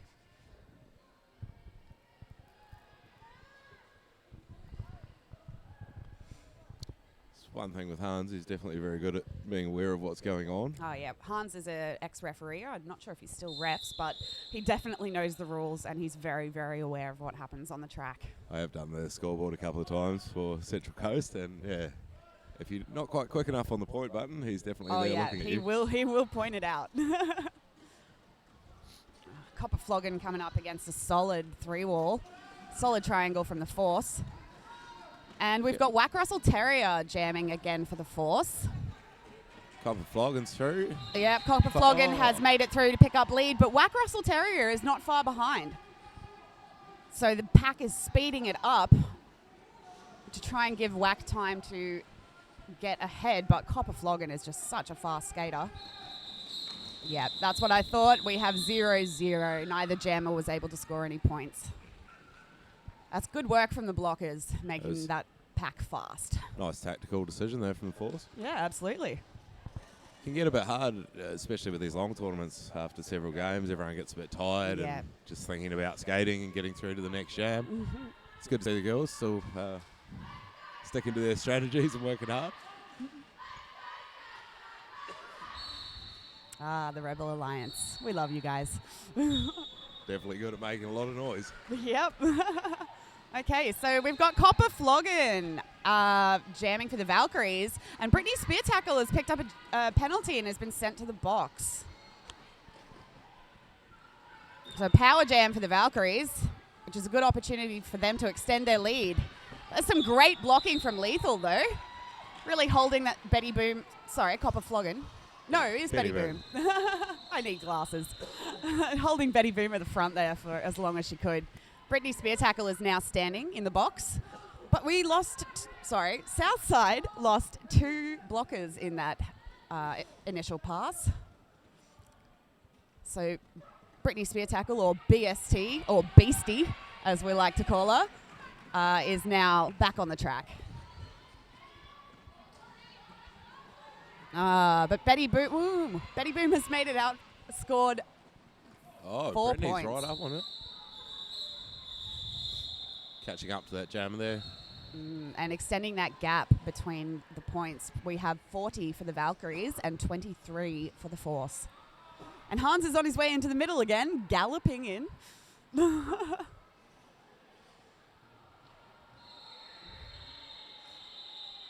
Seems like he's looking for another, or questioning of forearms was the signal I saw him making. Which Hans's derby name is actually Hans Offerback. Yes, as an ex-ref, he knows what he's talking about. He knows the rules. Interestingly enough, though, we have the Force here calling an official review. Timeout, sorry. With 18 or almost 19 minutes left in this half. But it's a good time for the Force to be calling a timeout just to reassess and try and stop the points bleed. Looks like there's been a slight adjustment to the scoreboard as well. It's now 39 for the Valkyries to the Force's 23. Hard-working officials out there fixing the track once again. Yep. There's so far been, I think, 6 games on this track yesterday. Yeah. And another 3 this morning. So, as you can imagine, it's starting to get a bit worn out by now.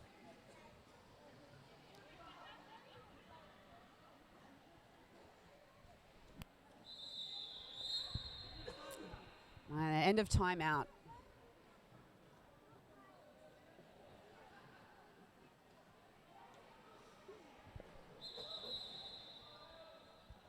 Okay, so we've got Copper Floggin on the jammer line for the Valkyries and somebody for the Force.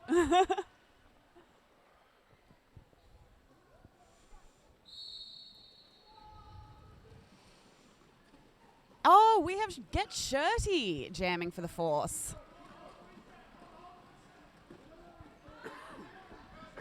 And Get Shirty has got lead with a beautiful little spin move at the end there to get out. That was nice work there from Shirty. Getting stuck a bit in the pack there, pulling back, resetting, having another go. Yep, Copper Floggin certainly had a bit of trouble getting through that pack this time, but she's made it out on her initial pass. And Shirty has called off the jam before Copper Floggin was able to score any points, picking up 2 for the Force. So the score is now 39 Valkyries and 25 to the Force.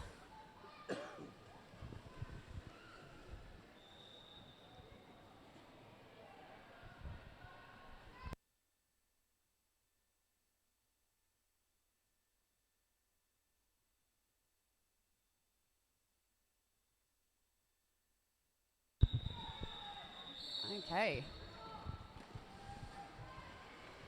So we have Whack Wrestle Terrier jamming for the Force and Howlin' Knight jamming for the Valkyries. It was a beautiful hit to the inside there by T, I believe. No, not T. She's not on the track. I need glasses.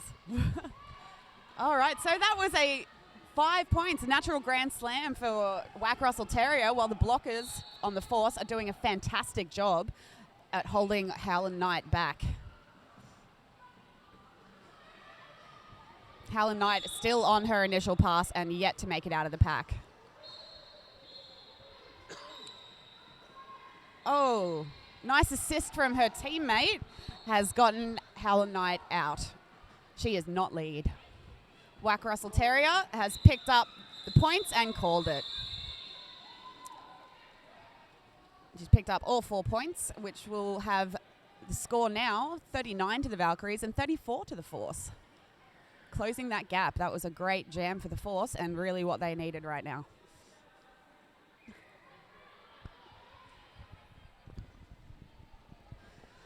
So we've got Betty Boom on the jammer line for the Valkyries. And we've got another timeout.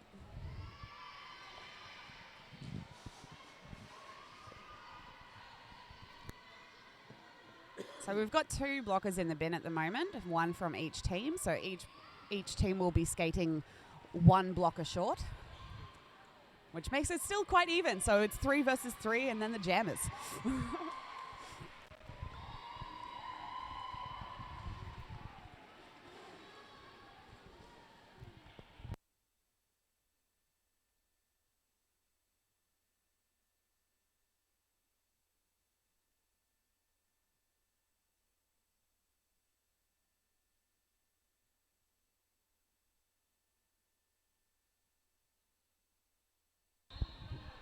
And team timeout has ended. Topper Gnarly, the coach for the Force, was having a chat with the girls on the track.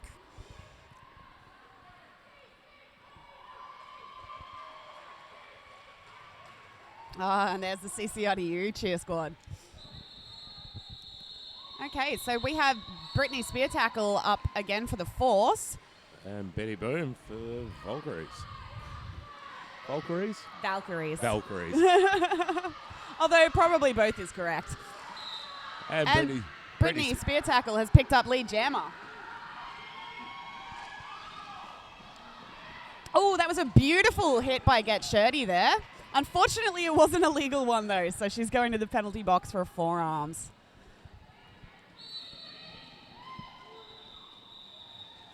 And Brittany Spear Tackle has called it off, picking up 4 points for the Force and 0 to CCRDU. So the score now stands at 39 for the Valkyries and 38 for the Force. Only 1 point difference in it at the moment. And we've got Danny Hell standing up on the jammer line for the Force. This will be her first jam for this game. And Copper Floggin is standing on the jammer line for the Valkyries.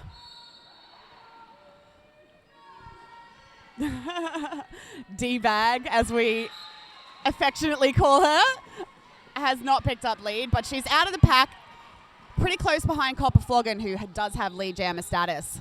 Now, these are two very, very fast skaters. So the pack is trying to keep it quick again to give Danny Hell a chance to catch up to Copper Floggin. But they seem to be traveling at about the same speed, and that gap in between the two of them did not close. So that was no points to the Force, but 2 points to the Valkyries. Makes the score now 41 to the Valkyries and 38 to the Force.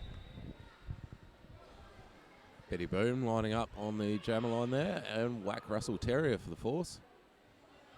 It's been a great game of Derby so far. Yeah, absolutely. These two teams seem very well matched. We've got Shirty trying to cause some trouble in the wall at the front with CCRDU. Oh, Betty Boom has unfortunately received a penalty and is heading to the box. But she did pick up lead jammer status before she was able to do so. I mean, before she was sent off. So Whack Russell Terrier is not lead, and Betty Boom will have lost her lead jammer status as she entered the bin, so this jam will go for the full 2 minutes. Betty Boom has been released. She's back on the track because, unfortunately, Whack Russell Terrier picked up a cut track as well. Which means that Whack will only be sitting for less than 30 seconds as the jammer sits for as long as the previous jammer did. I hope that made sense. So many rules, so confusing. So many rules. Oh, Betty Boom came straight into her own wall at the back there. Oh, but she has been tapped to the outside by the Force and has to recycle all the way back. Mel Scream from the Force is being sent to the bin now, while Whack Russell Terrier and Mojo Malicious make their way back to the track. We've got beautiful blocking by T and Shirty there at the front, but Betty Boom has made it through. Good work from the Force there. No points scored during that power jam. Yeah. Yeah, they definitely held her and avoided bleeding more points. Definitely the worst place to be knocked out on that outside back corner. Oh, absolutely. It's a long way to the back of the Long pack. way back. And Whack Russell Terrier is coming around for her scoring pass, but has been knocked out. Ooh! I think Mojo might be going for a penalty for that one. No. No. I thought that was going to be a clockwise for them. That's what I thought too, but, you know, refs are God. Refs saw it different. And the jam has reached its natural conclusion. We've got Copper Floggin on the jammer line for the Valkyries and Beastie for the Force.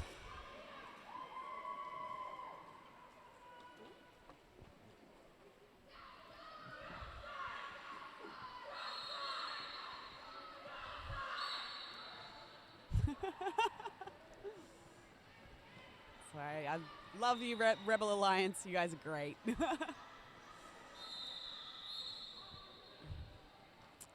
Okay, so it looks like there was a timeout or something. Something just happened. But whatever it was, it seems to have ended. And we're waiting for this jam to start. No? Sorry, it's a team timeout. And it... Commentary team timeout. Yeah, I think so. We'll be back in a moment.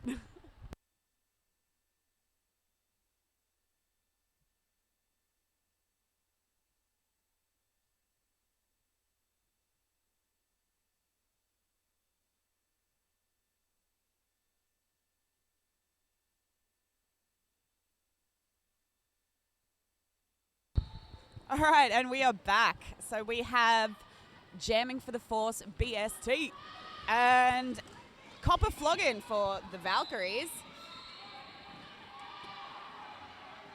Oh, unfortunately, Copper Floggin has been sent to the penalty box. So this is a power jam for BST, who also picked up lead jammer status. So this is a great position for the Force to be in, to pick up some more points and hopefully change. I mean, I have no allegiance one way or the other. Yeah, so the score at the moment is 48-45. And BST has come around and picked up 5 points, which brings the Force into the lead at 50 points to the Valkyries 48. Copper Floggin is making her way back to the track now, however.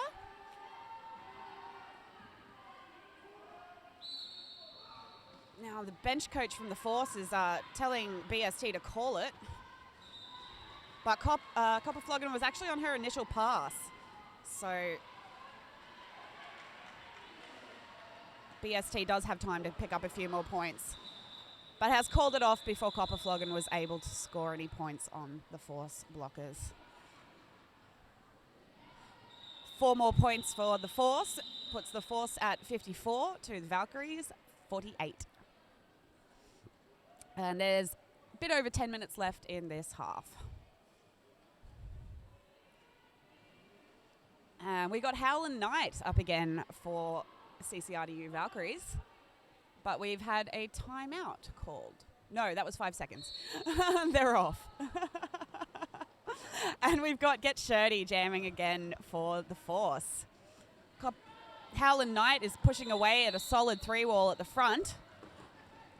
But Mel Scream has been sent to the box for a multiplayer penalty. Get Shirty has snuck her way through, though, to pick up lead jammer status. And Howlin' Knight has been recycled all the way back. But she's made it through and is on her initial. Shirty coming around for a scoring pass. And has picked up 4 points. Okay. So Topper, the bench coach for the Force, was trying to get his blockers to speed the pack up. But Howlin' Knight was able to pick up 3 points.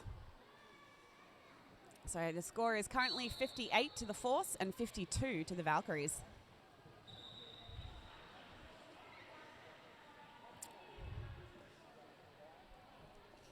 We have 2 Force skaters standing in the bin at the moment and 1 Valkyrie. So a bit light on for blockers on the track. Currently, we've got Betty Boom jamming for CCRDU, and she has picked up lead jammer status. However, Whack Russell Terrier, jamming for the Force, is not far behind her. We're seeing another quick pack as both blockers speed it up. Both teams' blockers speed it up, trying to either get their jammer through, or what we will most likely see is a call off and no points. Yep, there it is.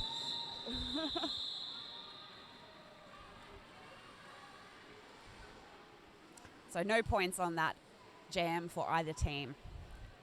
And we've got Copper Floggin again on the jammer line for the Valkyries. And BST for the Force.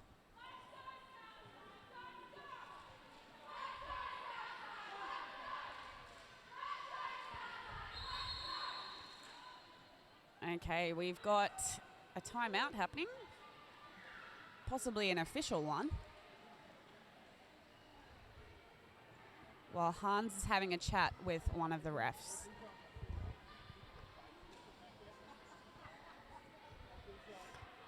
This gives both teams the opportunity to have a chat about what they plan to do in this jam.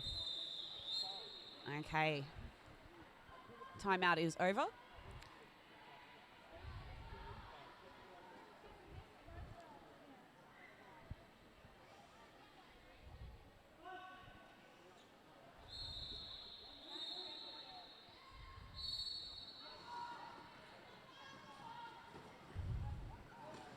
And bit of offense there from Get Shirty has gotten BST out as lead jammer, while Copper Floggin has pulled the jammer panty off her helmet and trying to go for a star pass. However, T was doing a great job there of keeping their pivot away from the jammer. But Copper Floggin has made it through on her initial. BST has just come out of the pack though and has picked up 4 points and then called it off.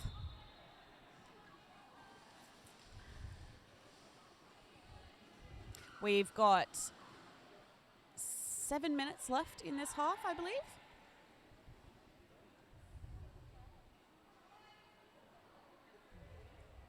We've got Lethal on the jammer line for the Force and Betty Boom for CCRDU.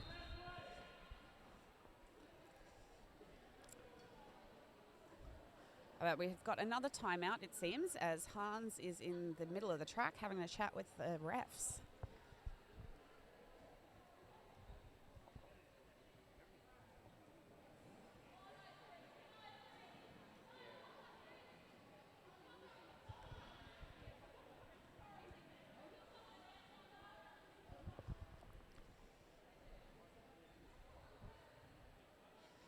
Topper's in the middle of the track as well. The Force are having a chat. Lethal's nodding. So she clearly agrees with whatever plan they've just come up with.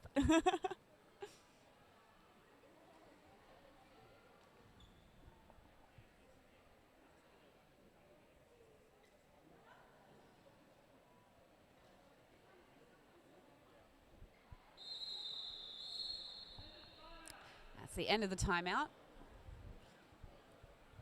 So hopefully CCRDU are going to be back on the track really soon.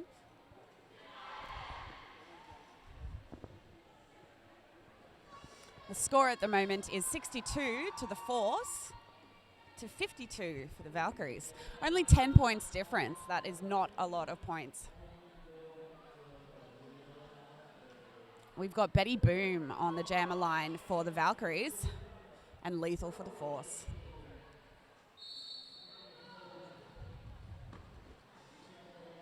And Lethal has made it out, and she is lead jammer. Oh, unfortunately, she picked up a cut track on the outside there and has been sent to the penalty box. Now, it seems that because that cut occurred prior to her receiving the jammer status, she is not lead jammer, which allowed Betty Boom to pick up lead jammer status. Hi, Kat. Hello, welcome back, Ricky Bobby. What have I missed? Okay, so at the moment we have Betty Boom jamming, and we are in a power jam situation as Lethal picked up a cut track penalty. So Betty Boom has called it off before Lethal was able to return to the track. So we will have a power jam start for CCRDU, and the score is now even at 62 points each. Notice the Force picked up a lead change. They did indeed, and we're holding that for a while, but CCRDU, with that power gem, were able to close that gap. Right now, it could be anyone's game. Lethal is standing in the penalty box, so she will be released shortly. CCRDU are going to hope to pick up lead jammer status before she gets through. Lethal is back on the track, and Copper Floggin has made it out at the front for lead. Good work from the Force blockers there. Absolutely. Holding her up there with only 3 on the track. And Lethal has made it through for her initial pass, but Copper Floggin is in the pack.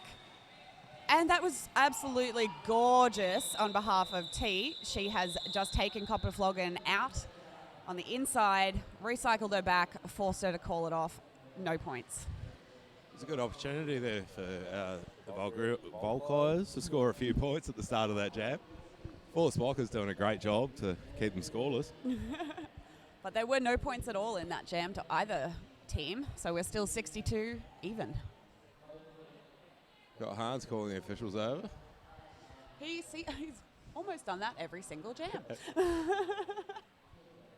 So we've got Betty Boom on the jam line for the Valkyries, and we have somebody for the Force.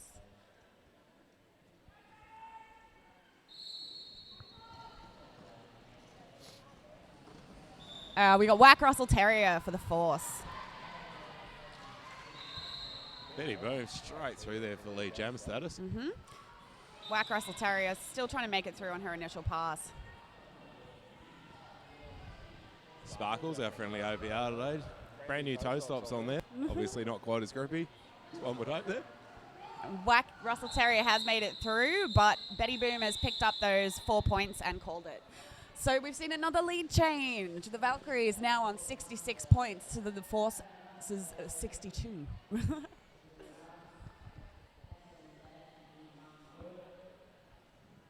Brittany Spare tackle.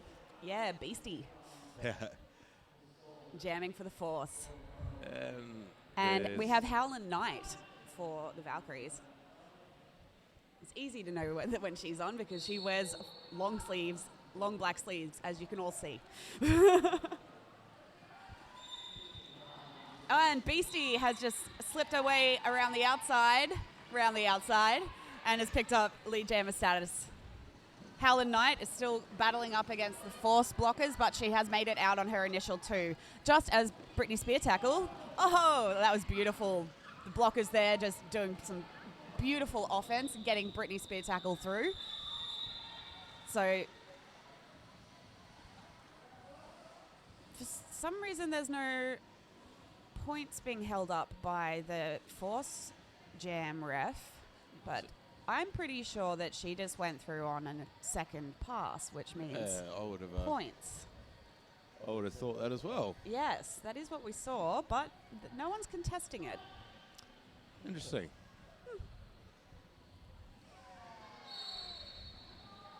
Okay. Copper Floggin just... Oh, no, she's picked up a forearms penalty and is on her way to the penalty box, which gives Get Shirty the opportunity to pick up lead jammer status.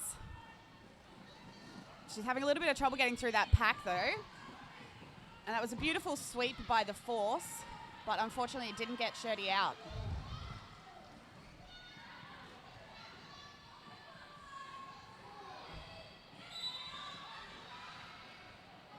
One more blocker to get past, and Get Shirty has picked up lead jammer status. But Copper Floggin is standing in the penalty box and will be returning to the track right now. Some good work from Central Coast there, keeping the points down during that para jam situation. Absolutely. That was beautiful blocking by the Central Coast. Get Shirty has gone for the apex jump! Oh! Yeah, she did. She got it. Apex jump, picked up 4 points and kept Central Coast scoreless. What a moment. What a moment.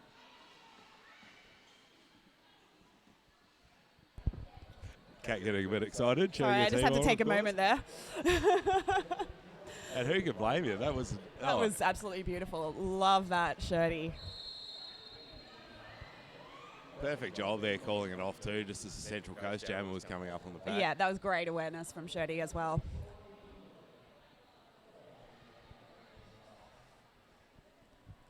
All right, so we've got a timeout happening. Official timeout? Yep, believe so. So Topper's heading over to the track to have a little chat with the Force skaters, and the timeout has ended. So we have Betty Boom on the jammer line for the Valkyries and Whack Russell Terrier for the Force. The Force are skating one blocker down as Danny Hell is sitting in the box, and she is the pivot at the moment.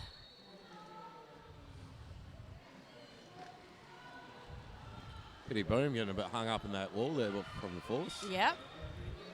The Force are doing a great job there, but Betty Boom has made it through. And it looks like Lethal is on her way to the box for a multiplayer block. Whack Russell Terrier has just one to beat, but has not quite made it out. Betty Boom has come round for a scoring pass, and T, doing one of her beautiful moves, has just knocked her out.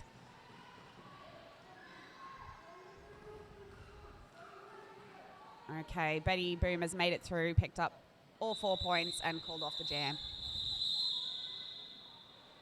Oh, we saw another lead change previously. The Force are in front by 1 point, 71 the Force to 70 the Valkyries. And that is the end of the first half. We will be back in 15 minutes. I've been Kat Fink. And I'm Ricky Bobby. Thanks for watching.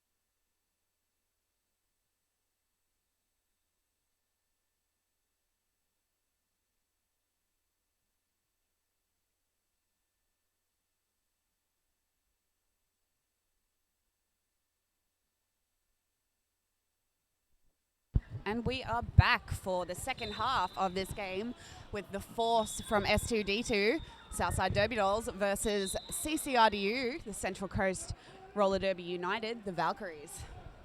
So we've seen a penalty going to Copper Floggin, the jammer for the Valkyries, and BST has picked up lead jammer status and has just made a beautiful pass there with her blockers basically making that effortless for her.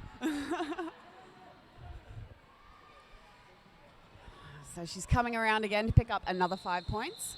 But Copper Floggin is now standing in the penalty box. And Brittany Spear Tackle has picked up a penalty, a back block, and has been sent to the box. So now Copper Floggin has a chance to pick up points with no other jammer on the track. That's what a power jam is. And she's made it through on her initial. So the score at the moment is 76 to the Force, to the Valkyries 70. Copper Floggin is on her scoring trip. But a lot of opposition, some great blocking there by the Force. With T and Lethal holding her back for as long as possible. And BST has made it back onto the track. So only 5 points picked up then in that power jam for CCRDU. BST has made it through the pack as well to pick up 4 points. That was beautiful, Shirty. I mean, I have no allegiance. Some lovely blocking there from Get Shirty. And Copper Floggin is on her way through for another scoring pass. Brittany Spear Tackle has made it through. The score at the moment is 84 to the Force, to Valkyries 79. Copper Floggin having a lot of difficulty getting past those Force skaters, those Force blockers, and the jam has reached its natural conclusion.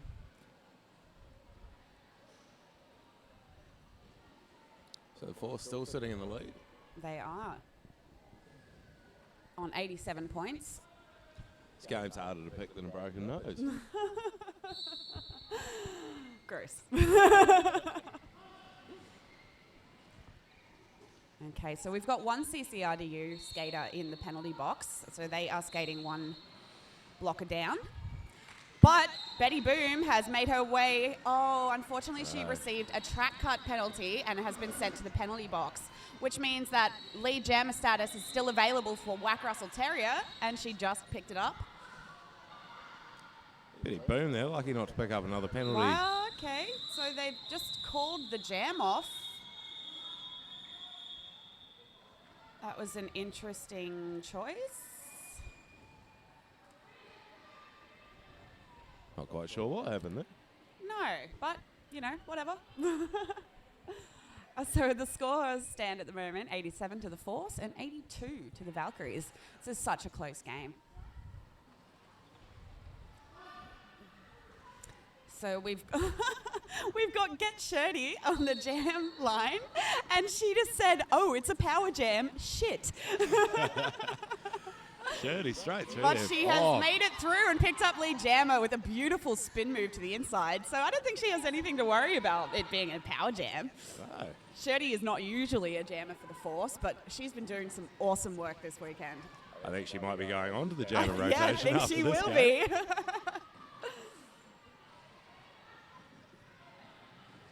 And she's made it through again for another scoring pass. Picked up 4 points that time, though, as one of those passes, as she hopped over the inside, I think it might have been, it was a no pass, no penalty. So she did not score one of those blocker points. We've got Betty Boom is back on the track and has just made her way out on her initial pass. And Shirty is calling the jam off. That was great work on part of the Force. They are now 91 to the Valkyries 82. Sorry, that's just about to change. 94 to the Valkyries 82. Picking up quite a few points on that last jam there. Yes, she did. She's playing an unreal game today, Shirley. I Yeah. can't believe she's not normally a jammer. No, but Shirty is actually she is an amazing blocker. Seriously amazing. She's great at offense. She's a double threat. Absolutely. She's playing a game, that's for sure. Yeah. So we've got Beastie for the Force up on the track, and we've got Howlin' Knight jamming again for CCRDU. We've got Ruby Whipper there providing some offense for Beastie and getting her out for lead jammer. Interesting move there from Brittany Spare tackle, helping the blockers hold up the CCRDU jammer up at the start of the game there. That's a really smart move on the part of the Force jammer. We are in a power jam situation as well at the moment, as Howland Knight received a cut track penalty. And Ruby Whipper is unfortunately going to the box for a directional penalty.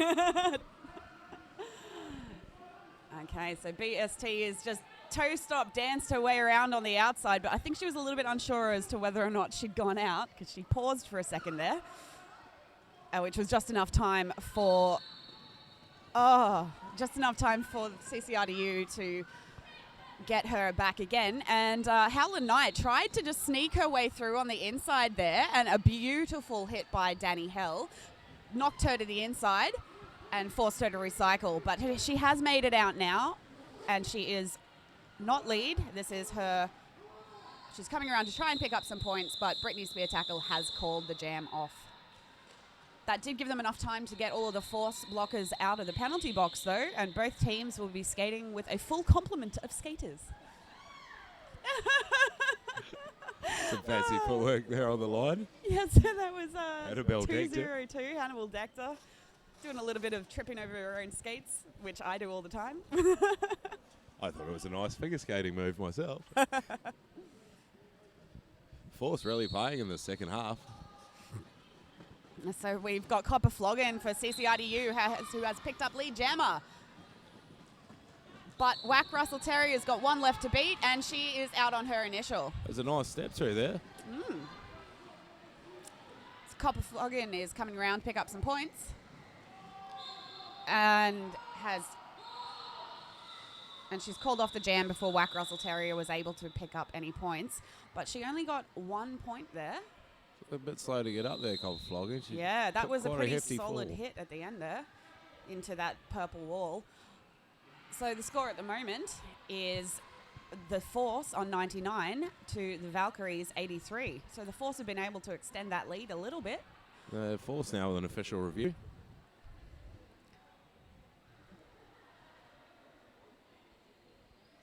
That's 16 points difference? Possibly. No. Yes. I am a digger driver. Counting is not my specialty. Yeah, I'm English, not maths. No, that is 16. Yeah. I can do basic maths. The Force stepping it up another level coming out of this into the second half. Yep. Absolutely. They've clearly had a good chat in that halftime. And yeah, they're doing really well. They're both teams doing so well. I think we might see Shirley with the star on a bit more in the second half. I think we will indeed.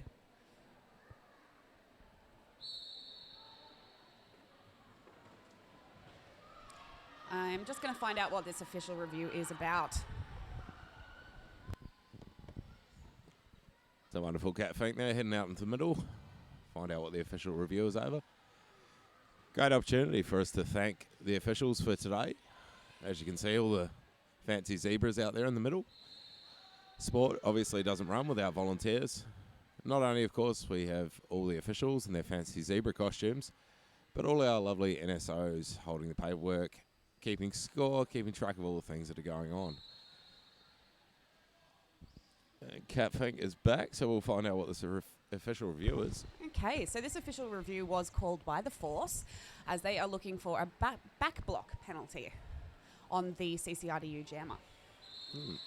That would have been at the end there where Copper Flogging came straight into that wall of purple, and quite a few people went down. It's quite hard to see what happened from over here, but... Well, it's very difficult to see from where we are what happened, but the refs are having a powwow, and they'll let us know. Like Copper Flogging got up from that holding her back. I sort of thought she might have got the hit in the back, but obviously we can't see through a wall of refs from all the way over here. And the refs are still discussing it. It did happen very quickly, whatever they decide did happen.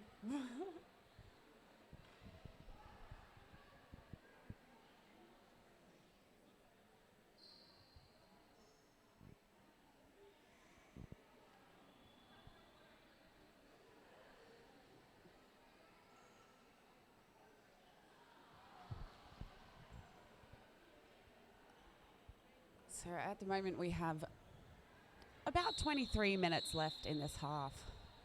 There's not a great difference in between the two scores. It's one decent jam, and Yeah, it'll all it change still could right be over anyone's game.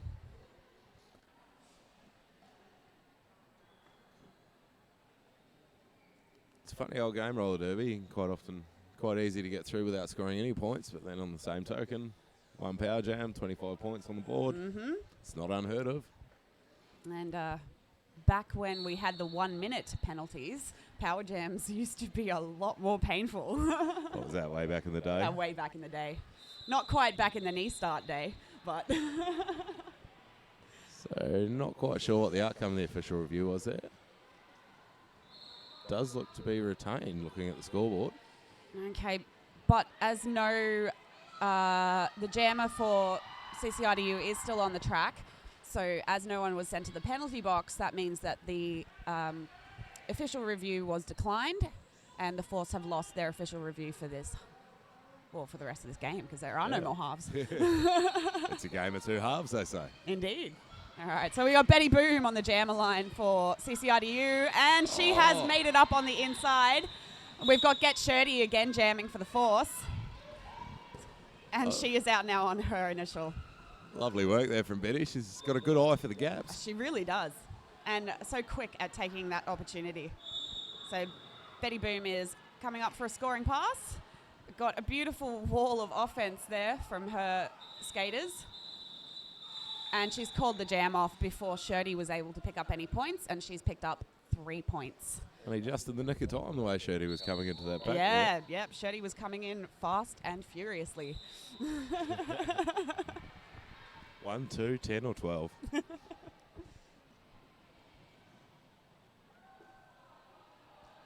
we got BST lining up for the Force on the jammer line, and I believe that is Copper Flogging. That is Copper Flogging for CCRDU's Valkyries.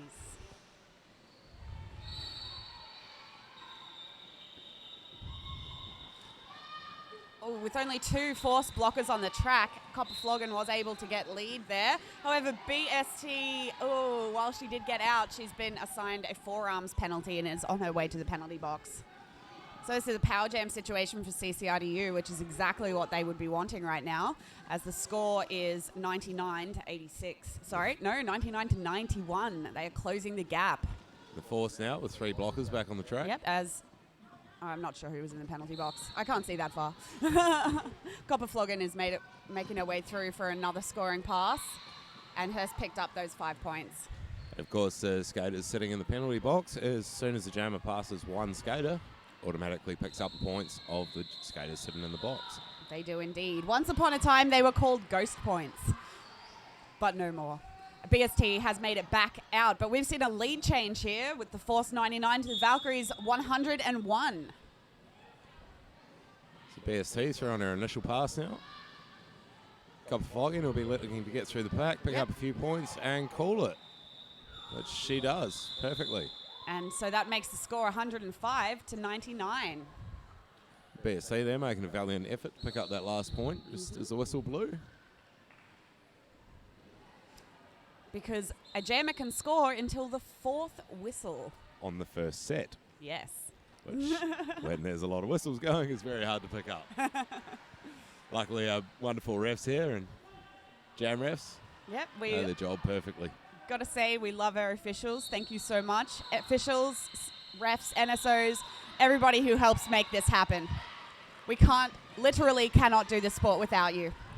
So Hannibal Dector picking up lead there for Central Coast Roller Derby Yeah, United. and this is her first jam this game. I was just thinking that as she came through.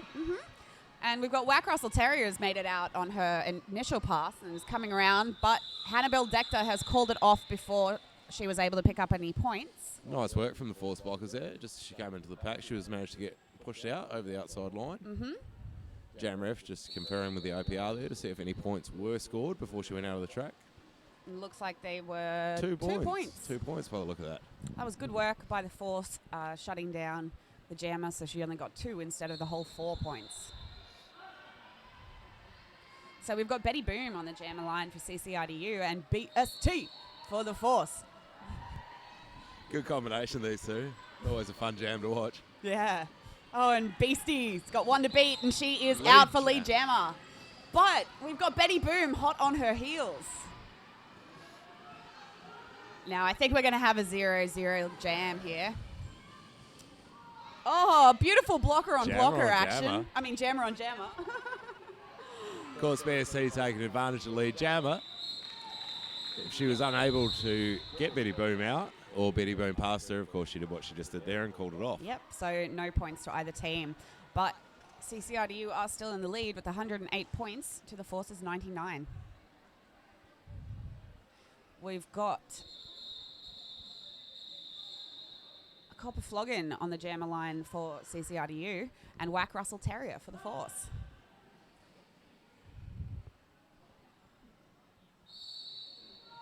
And jam is on. Ooh, bit of a... Not too sure what happened there in the pack, but everyone went down. A Copper Floggin is fighting away at the front against two Force blockers. Unfortunately, Danny Hell, has been given a multiplayer penalty. It was good offense on the start line there from Central Coast. That was. So Copper Floggin is lead jammer, and Whack Russell Terrier, I believe, is still trying to make her initial pass. And she has made it out. So Copper Floggin came around and picked up 4 points to the Force's 0. That makes the score 112 to the Force 99. That's 13 points. Is I that can work 13 out. points? That's 13 points. And we've got 17 minutes left in this game. It still could be anyone's game. That is not a great deal of difference in the points. So the 4C is in one of their team timeouts. Which is a smart move to reassess. They're going to have to pull something out of their hat here. They've, I think that's 4 jams in a row now with no points. That's correct. Can get quite disheartening when you're out there fighting away and not picking up the points. Mm-hmm. It's a good opportunity to take a time out, have a think, reset, reassess, Yep. Figure and it. re-go.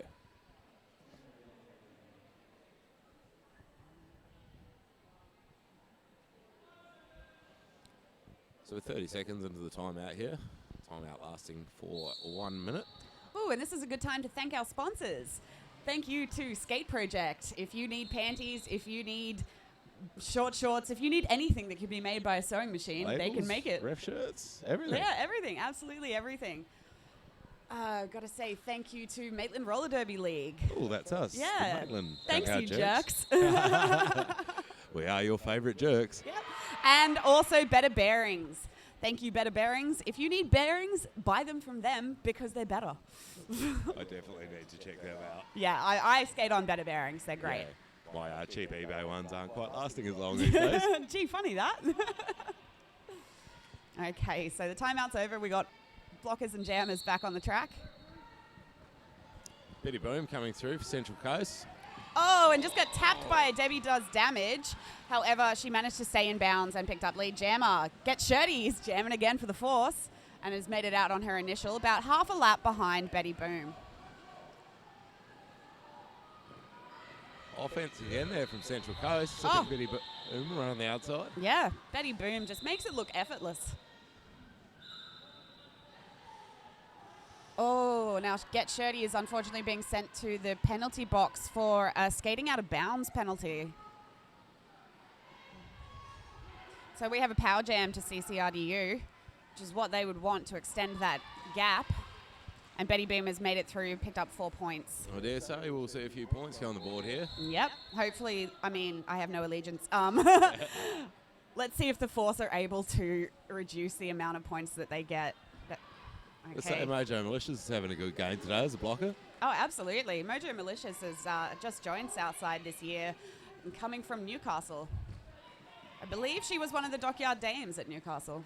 Oh, interesting. First time I've seen her skate. Actually, first time I've seen any of these people skate. I'm lucky enough to skate with them regularly. All right, so Shirty is back on the track and trying to make it through on her initial pass, I believe. Betty Boom has made it around. Unfortunately, Shirty's just been sent for a low block and is on her way back to the penalty box. Well, it's a hard call, the low blocks, unfortunate, but it is the rules. Yep. Really difficult one because sometimes you just can't avoid it. All right, so we've got a power jam start for CCRDU. Betty Boom was able to pick up quite a few points there and lengthen the gap between the two scores. We have 133 to the Valkyrie. Pure Energy exploding on the outside line. 5 points SRDL. No, 4. 4 points to SRDL. Also another 4 points to BCR.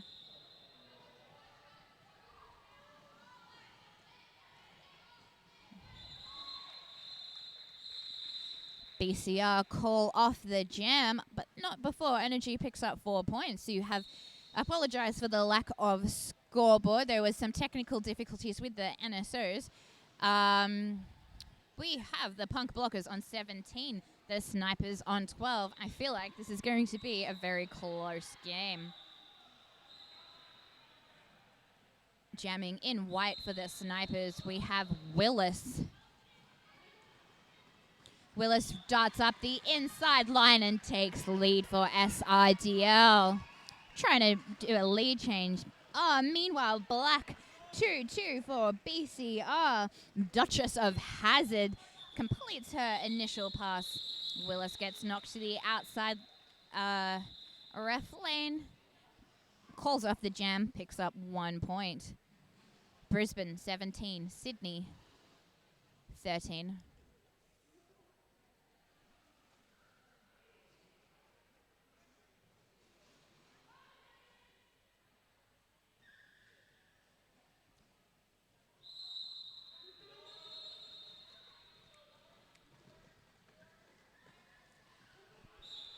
We have Boxy Lady with the staff of the Snipers. She's dealing with a very fierce BCR3 wall.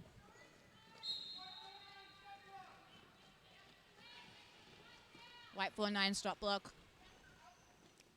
Black 1-1-5. Necrophilia. Jamming for BCR. And Necrophilia toe stops that outside line and picks up lead for BCR. Boxy stashes the star. She has her eyes on Levi. White 5-0-1, the pivot for SRDL Snipers. And it's a power jam for Boxy Lady as...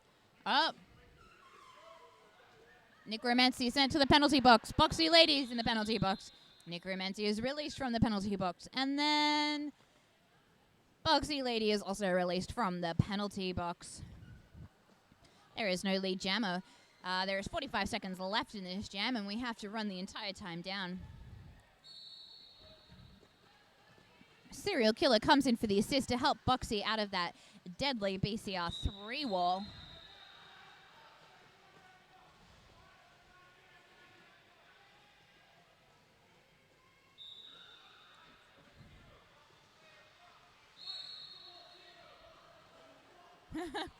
We just had 2 refs call up the same penalty in unison. Multiplayer block. We only have one SRDL blocker on track, and that is Apple. Turn her over. Beautiful apex jump from Necromancy.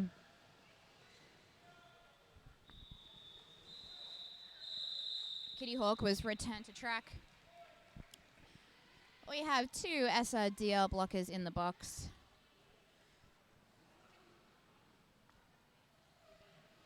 Kitty Hawk is staying on track so that she can be sent to the penalty box when one of the other blockers is released, I believe.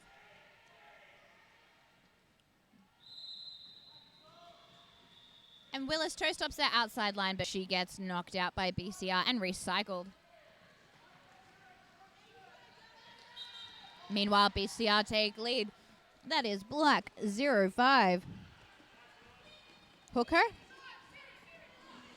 takes the lead. Oh, big hit on that Sniper's tripod with help from Black 1-4 as the assist. Hooker zigzag throughs on her toe stops and picks up points and calls it.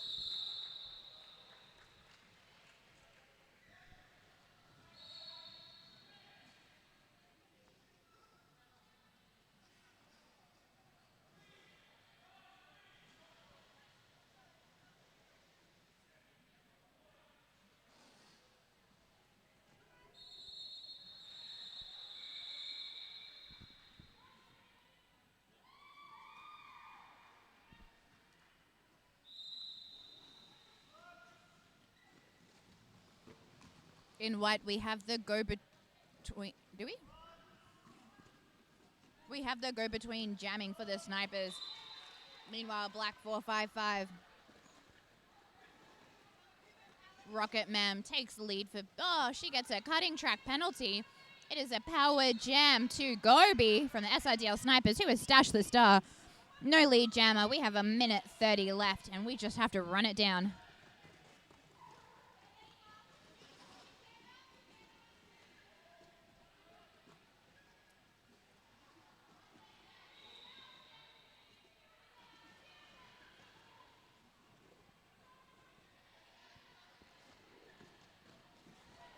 Snipers come in to spring their jammer as Gobi completes her initial pass. Rocket Ma'am stashes her star as she exits from the penalty box.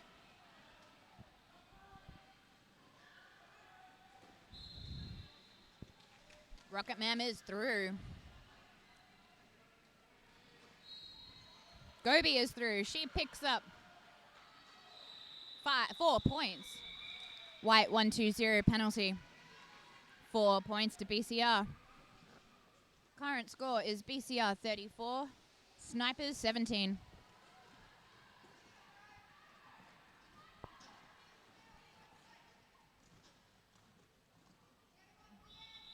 Black 99 helping Rocket Ma'am through the Snipers 3-wall. Meanwhile, Gobi is at the front, dealing with a BCR 3-wall on her own. Rocket Ma'am jukes around Kitty Hawk and picks up more points. Pure Energy back on track.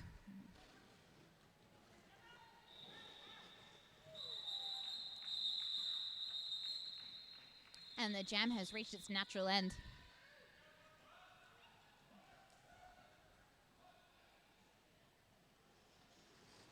That's the camera.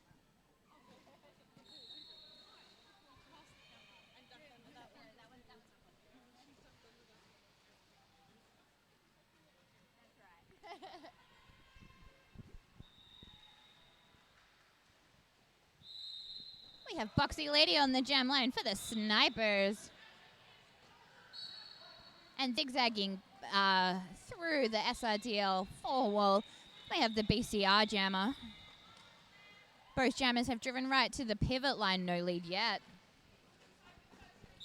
And with some beautiful inside line toe-stop work, Black 2-2 is your lead jammer for BCR. That is the Duchess of Hazard.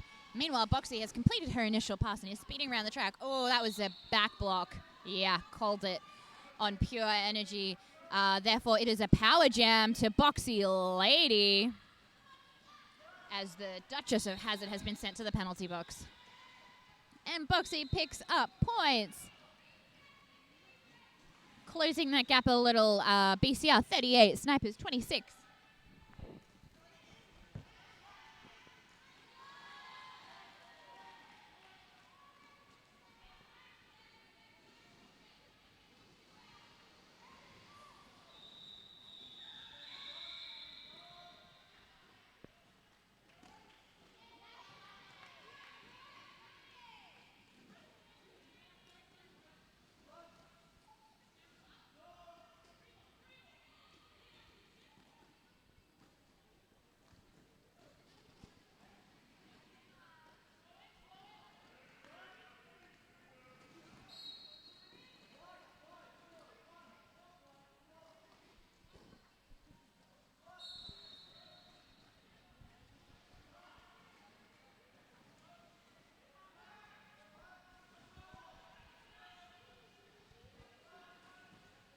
We have a really intense pack here. Both jammers are being knocked out and recycled.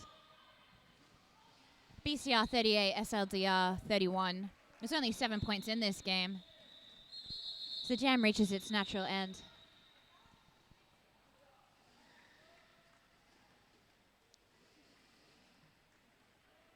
BCR 42, SRDL 34.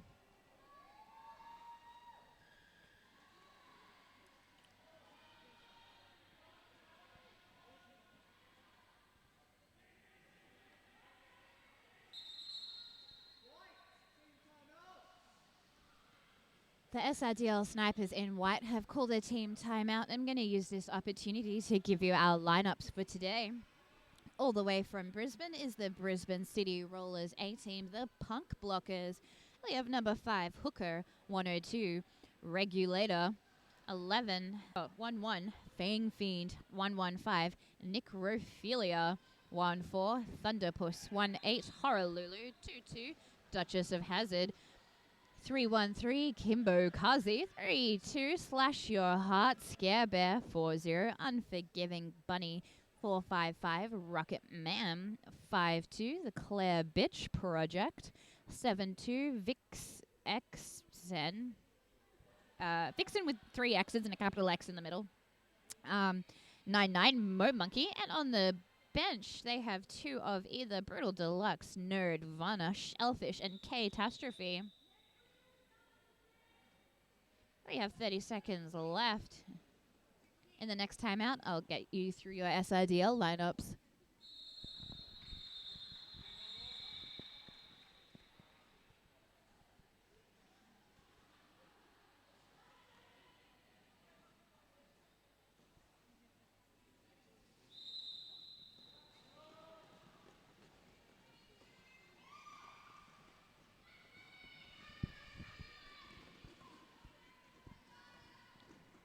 Both teams fielding brutal 3 walls. Similar strategies from both teams of blockers and both lot of jammers. Levi exits the penalty box, puts on a beautiful assist, taking out the BCR brace. Kitty Hawk's having none of Necrophilia's fancy footwork. She knocks her out. It is a power jam to SRDL snipers with Willis on the star. Willis jumps through the inside and takes the lead. With the score at BCR 42 and SRDL 34, it could all change in this power jam.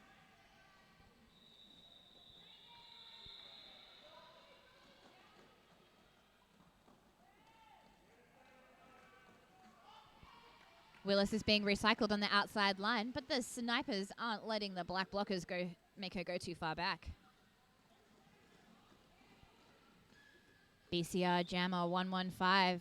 Necrophilia has been released from the box. The snipers are ready with their deadly 3-wall.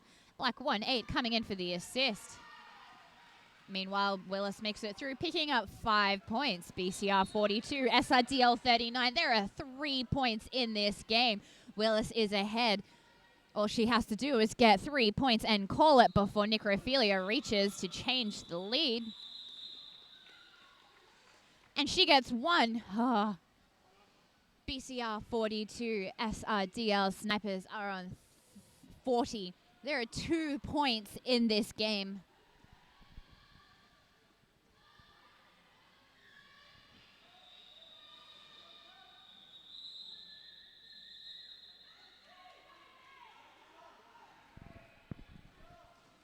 Bam! Serial Killer is having none of BCR's fast acceleration off the jam line. Neither is Pure Energy. 05 Hooker has your lead jammer.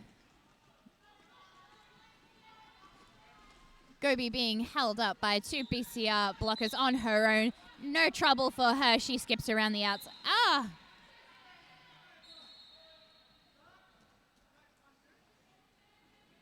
Someone called a penalty on Gobi, the SIDL jammer, and the jam fan was like, who called that penalty? What was it? Someone tell me. It was a forearms. Power jam to BCR. BCR put another 5 in the sky. BCR 5-2, SIDL 4-0. Hooker coming around for another deadly scoring pass. Pure Energy, Serial Killer, and Boss Whedon holding her off for as long as possible. Gobi's back on the track with the star stashed in her hand. She's still on her initial pass. She toe stops the outside line, slips through, completes her initial name. Meanwhile, Hooker is being held up by Syrian Energy.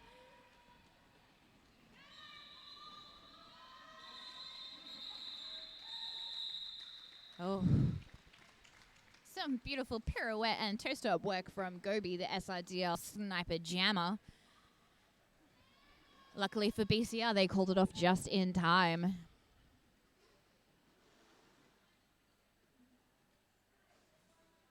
score is BCR 6-0, SRDL 4-0.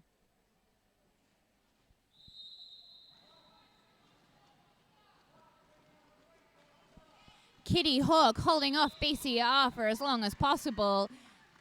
4-5-5. Rocket Ma'am takes the lead. Oh, that was a big hit from White 1-2-0. White 1-2-0 forearms. Rocket Ma'am is through the pack again. 5 points on her first scoring trip.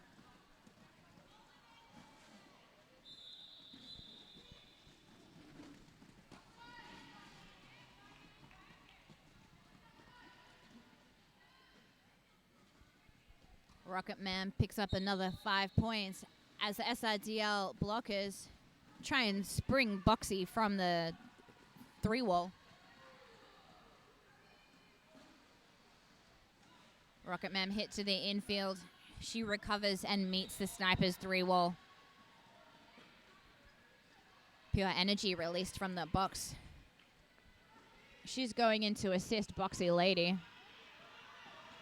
Bam, she sends the whole wall to the outside.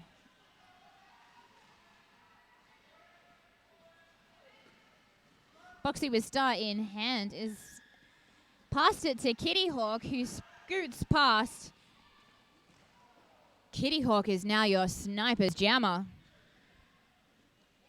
Meanwhile, Rocket Man picks up 3 points. She had a no pass. Oh, big hit knocks Kitty to the infield, but Rocket Man calls the jam. BCR 7-8, SRDL 4-0.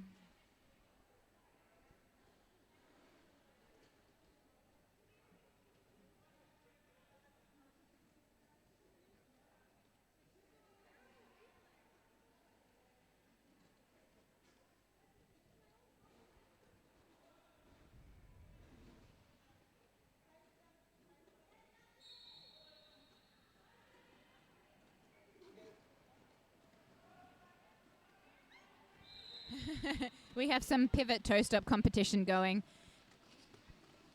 Pivot line start. SRDL's tripod right at the front.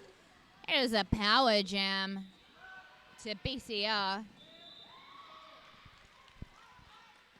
BCR take lead. That's the Duchess of Hazard.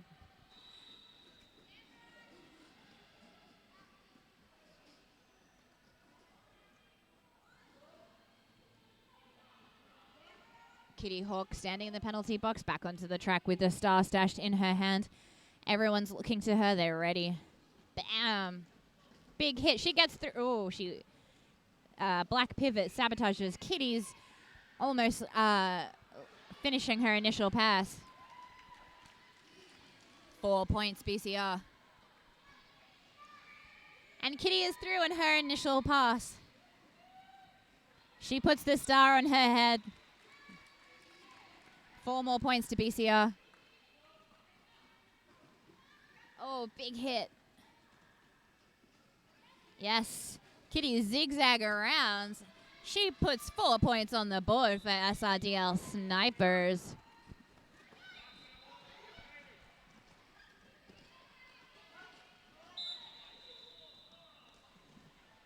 White 6-4 forearms. Kitty is calling for the assist from her pivot, Pure Energy. Pure Energy bowls like a bowling ball into the 3-wall, scattering them everywhere and helping Kitty get out. Those BCR blockers are quick to reset in front of her as she drives them right to the second apex. Kitty removes the star. Black 1-2-2 high block. End of jam.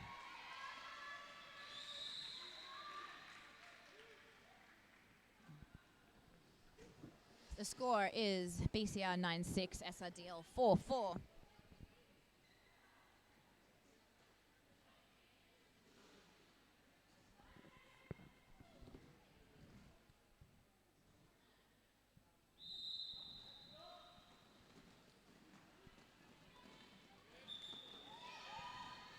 And SRDL Snipers takes the lead as Willis explodes off the line.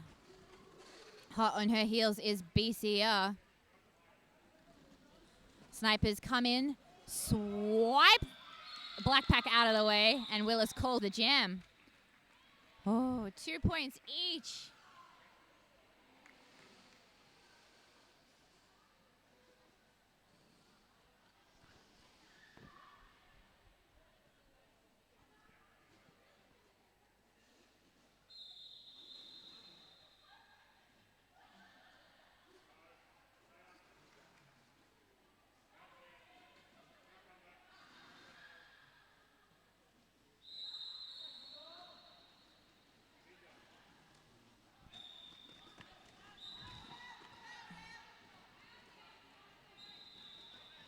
We have a power jam situation for BCR as Hooker takes lead.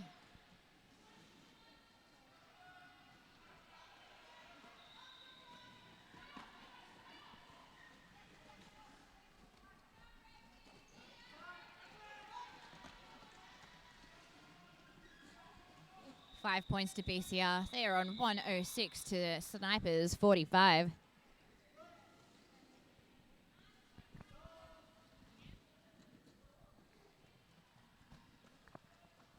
And Gobi has stashed the star, and she is back on track. She jukes around the BCR 3 wall. Cutting. White 148 cutting, another penalty for the SRDL jammer. Meanwhile, Hooker hits the pack. Little struggle on the outside line. She jukes to the inside.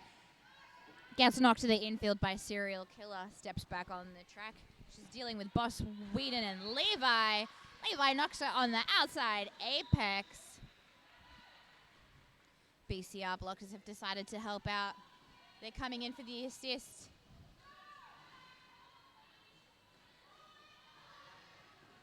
SRDL holding that 3-wall tripod while BCR dragging the pack as far back as possible.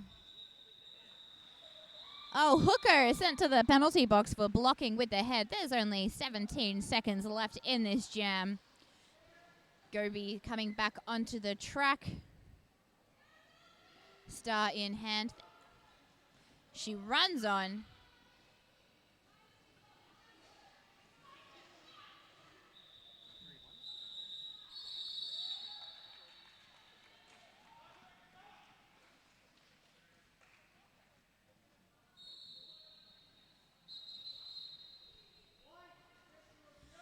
White is calling an official review. I'm going to go find out what it's all about.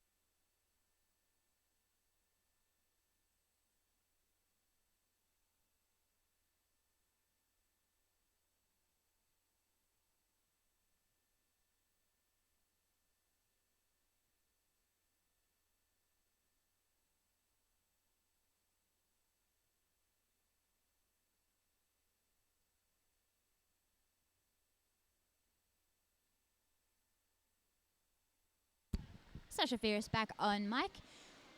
Commander Roll called the official review. He believed that when the jammer got her penalty, that she dawdled, took too long, like delayed with it, and thought that she deserved an in-sub. SRDL lose their official review.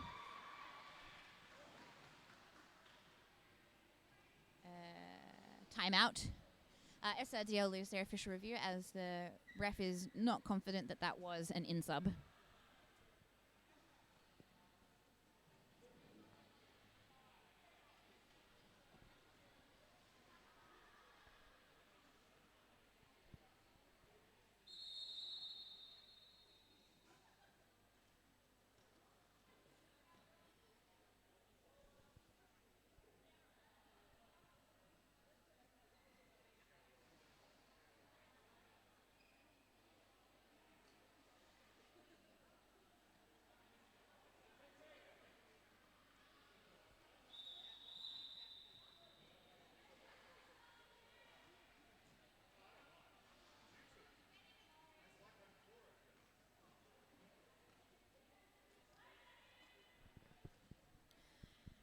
We have Boxy Lady in a power jam start for SRDL Snipers.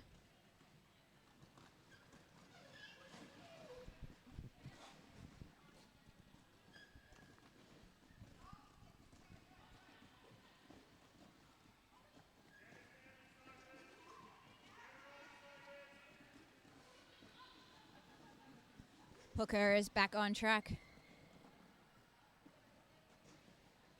No lead has been called yet.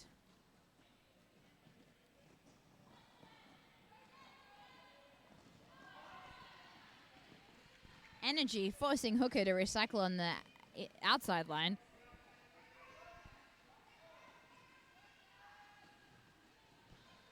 Hooker meets Kitty on the inside, Kitty defending that line. Meanwhile, Boxy is in a BCR 3 wall. Hooker pushes Kitty all the way out of play and gets called lead for BCR. Current score, BCR 115, SRDL 46. One BCR blocker has just been sent to the box. Black 5-2. Boxy does a star stash and tries to run for up the inside line, but not quick enough for BCR. They're holding her on that line. Black 1-0. Absolutely deadly line work. Boxy jumps around the outside, hits a skater, and completes her initial pass. White 6-4 penalty. Hooker calls a jam from the floor as Boxy puts the pressure on.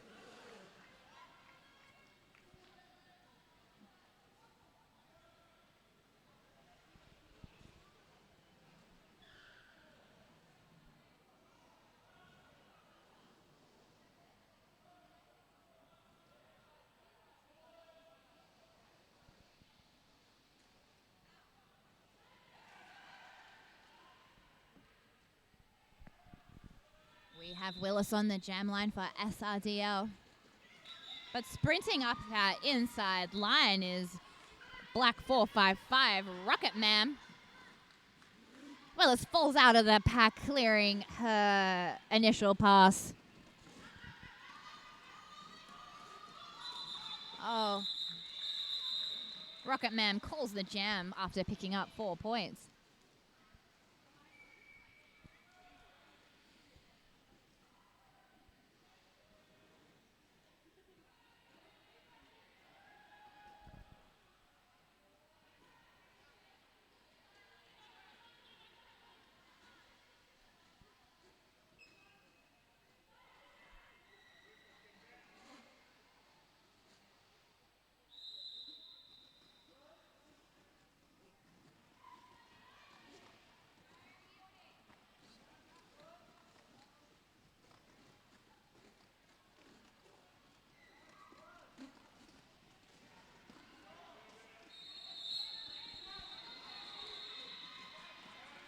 We have the Duchess of Hazard being recycled. No, being sent to the penalty box. White 1-2-0 penalty. Meanwhile, Gobi does some fancy toe-stop side jumping on the outside line and picks up lead for SRDL, just what they need in this game, where BCR on 1-2-4 and SRDL on 4-6. Oh.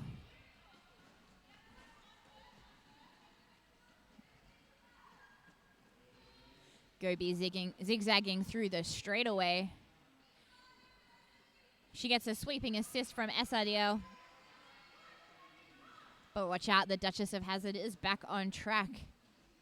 Levi and Boss Whedon are ready. Energy is also returning to track. The Duchess of Hazzard completes her initial pass.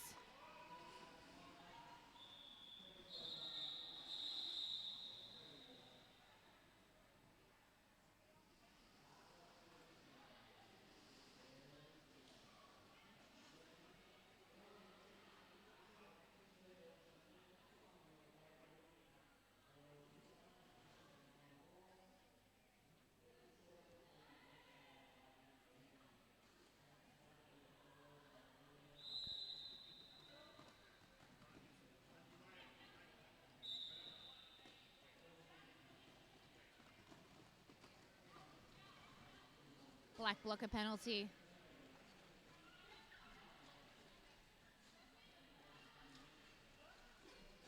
We have Boxy Lady jamming for SRDL. Serial Killer coming in with the assist, trying to break up that BCR 3 wall. Meanwhile, Appleton, Hariva, and Stitches are protecting that inside line. She darts to the outside, and Necromancy takes the lead for BCR. Boxy Lady has stashed the star. She's being held off by Black 3-2.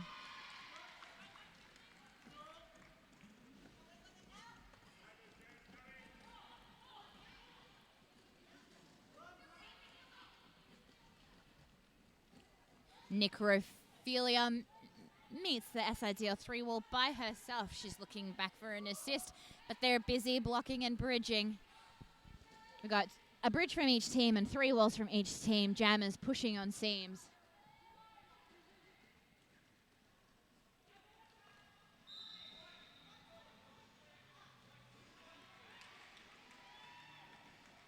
And Necrophilia escapes the pack, picking up 5 points. 1 white blocker in the penalty box. Boxy still dealing by herself with the BCR tripod. She's trying to scoot through on the outside line.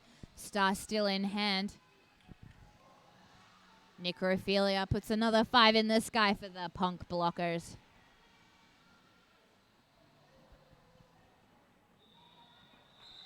And a beautiful apex jump. Necrophilia collects 5 points and the jam ends.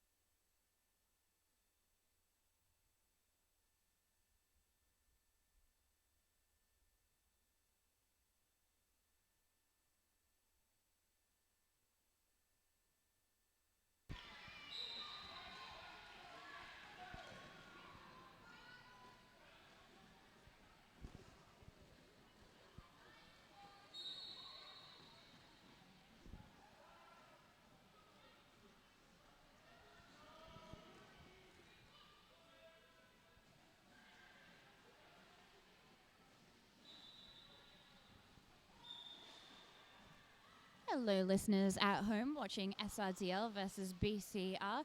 Sorry for the lack of commentary. At the moment, BCR are in a power jam situation, with the SRDL jammer stashing the star in the penalty box. The current score is BCR 2-1-1 to the Snipers 7-4.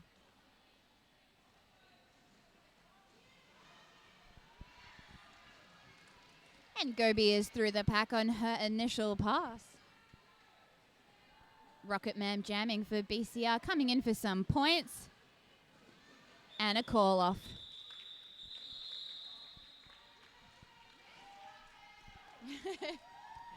We have Serial Killer taking a nap on the infield. She's got a big grin on her face.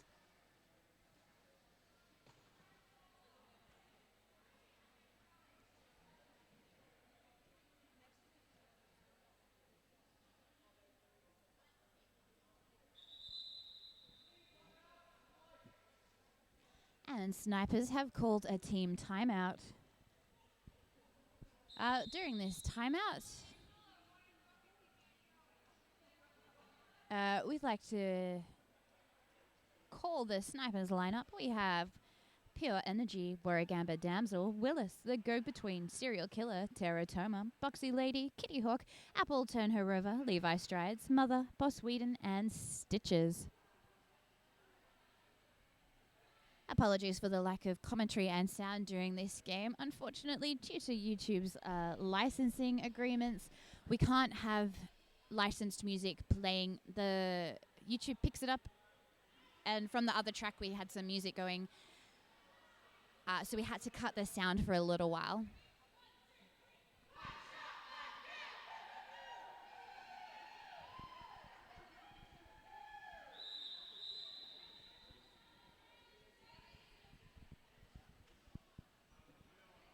We are now back. I spy Willis on the jam line for the Snipers.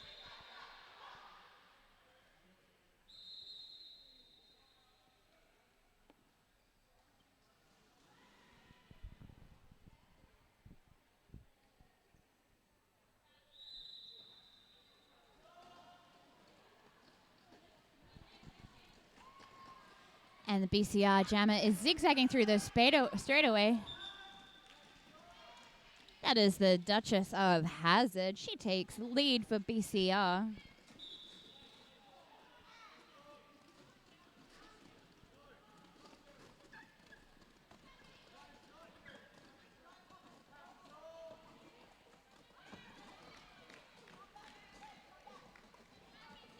Duchess of Hazzard dealing with the Snipers 2-wall up the front. Boss Whedon and Kitty Hawk. Black 3-2 multiplayer. And Willis is through the inside line and she completes her initial pass.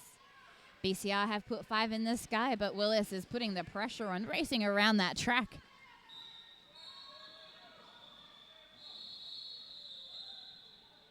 And the Duchess of Hazzard calls the jam.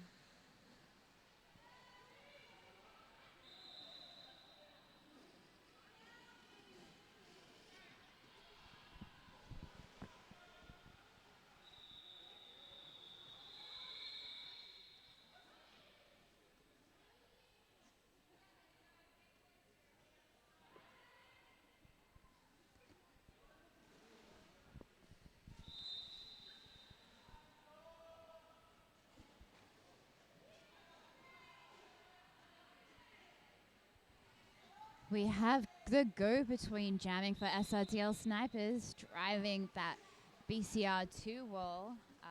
Black 313, Kimbo Kazi.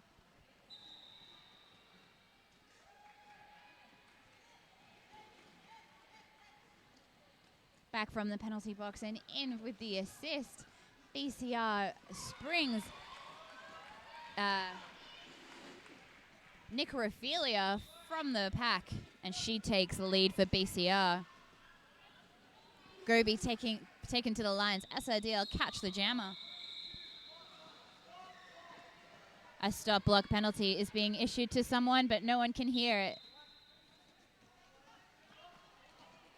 Black 3-2. Gobi is stashing the star, looking to pure energy her pivot. No worries, Gobi skips through that outside line and completes her initial pass. Score is BCR 233 to Snipers 74. BCR call the jam just in time, but Gobi puts that pressure on, leaving them with a 0-0 points for that scoring trip.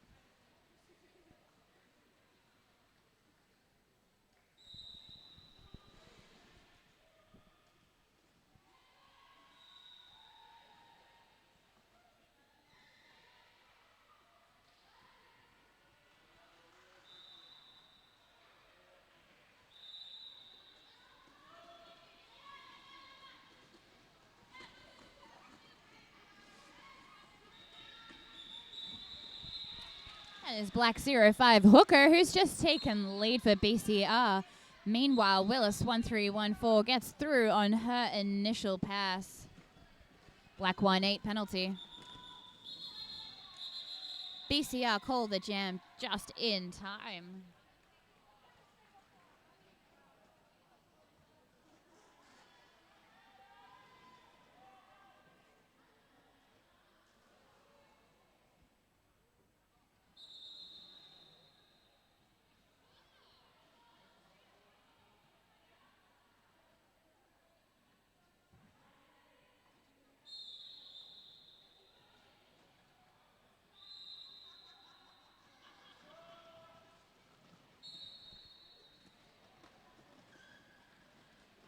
Pure energy with the star for the SRDL Snipers. She takes the lead before the pivot line.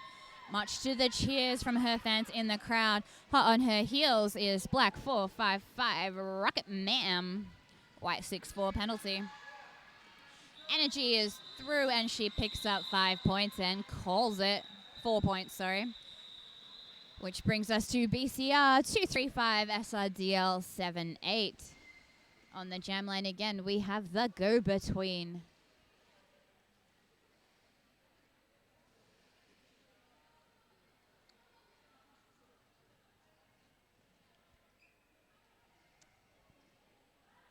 And we have the wonderful dancing talents of Siri.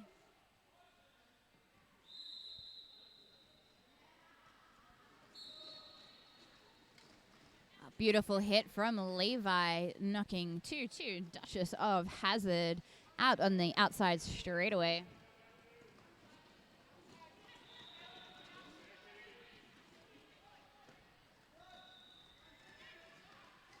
No lead has been called. Meanwhile, Levi is heading in for the assist to help Gobi through the devastating BCR 3-wall.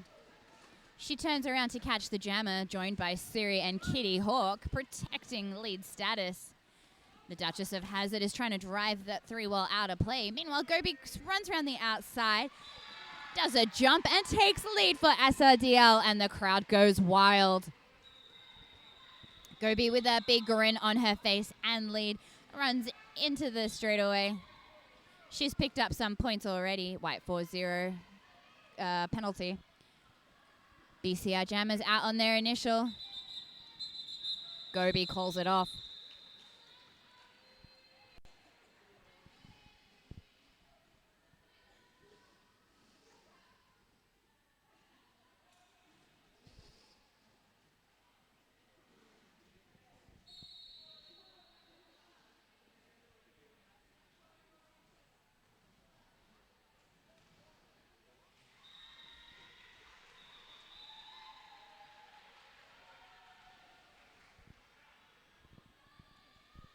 We are in a timeout situation. We would like to thank our sponsors, Skate Project and Flat Track Protocol. Skate Project have paid for the data package, and anything that gets needs to be covered, Flat Track Protocol gets the rest of the data. If you'd like to help out Downunder Derby, provide free live stream roller derby, head on to our Patreon. That's patreon.com/DDTV. You can make as little as $1 a month to help make these live streams possible.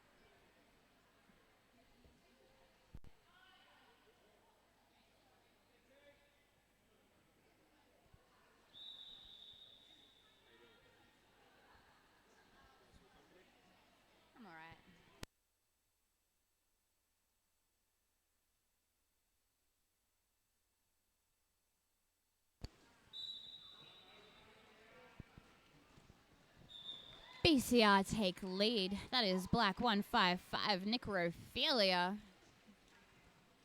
Meanwhile, Willis, jamming for SRDL, has been sent to the penalty box.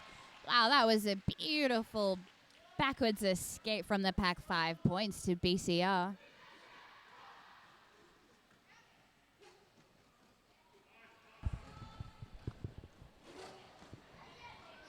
Necrophilia deals with a big smiling Boss Whedon and Energy 2 wall.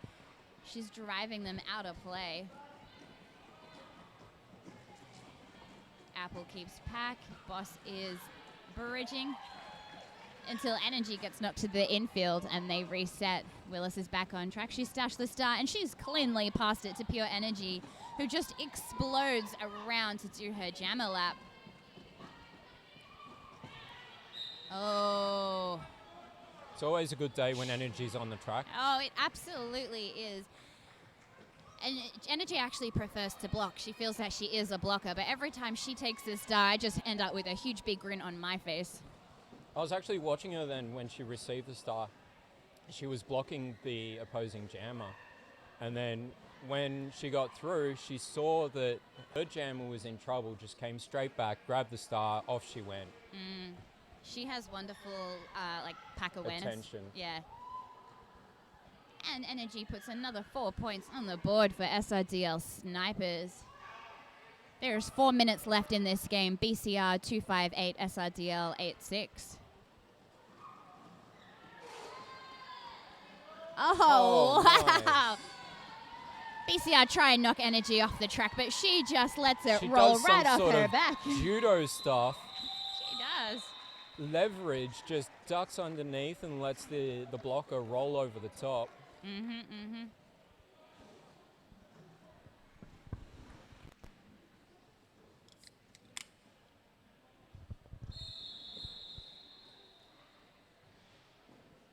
We have an official timeout. Thank you to our officials for keeping the track nice and stuck to the floor. Oh, that rip up yesterday. Oh, that was huge.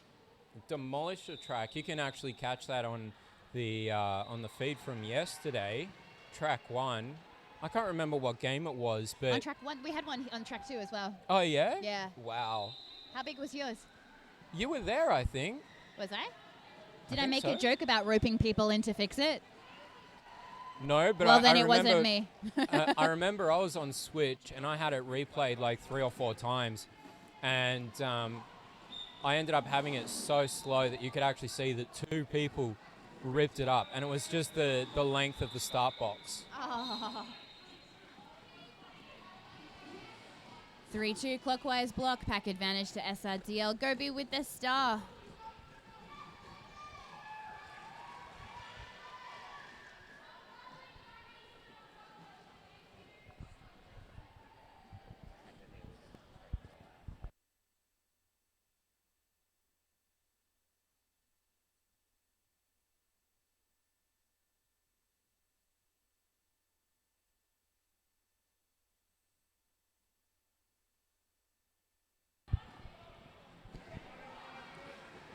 Hooker is back on the track. SRDL try and set up that wall. She's so fast.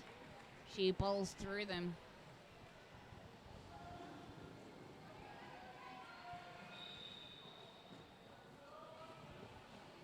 Squeezing through. But not quite, unfortunately. Gobi knocked to the infield and recycled while BCR pick up another 5 points. The score is 2-7-0 BCR to SRDL 9-0. There's 2 minutes left in this period, 20 seconds left on this jam.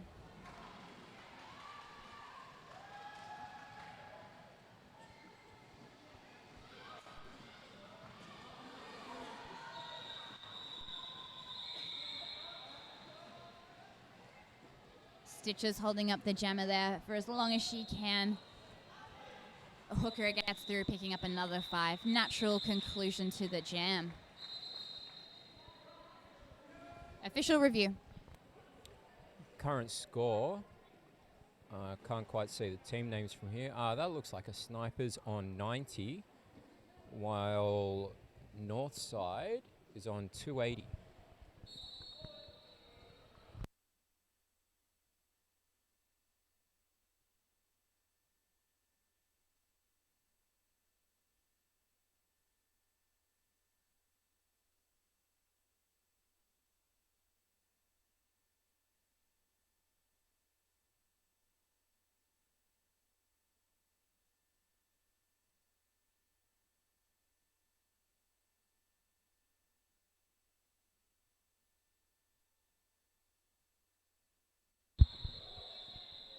Apologies, I was looking at the wrong bit of paperwork. It looks like we're actually snipers versus punk blockers.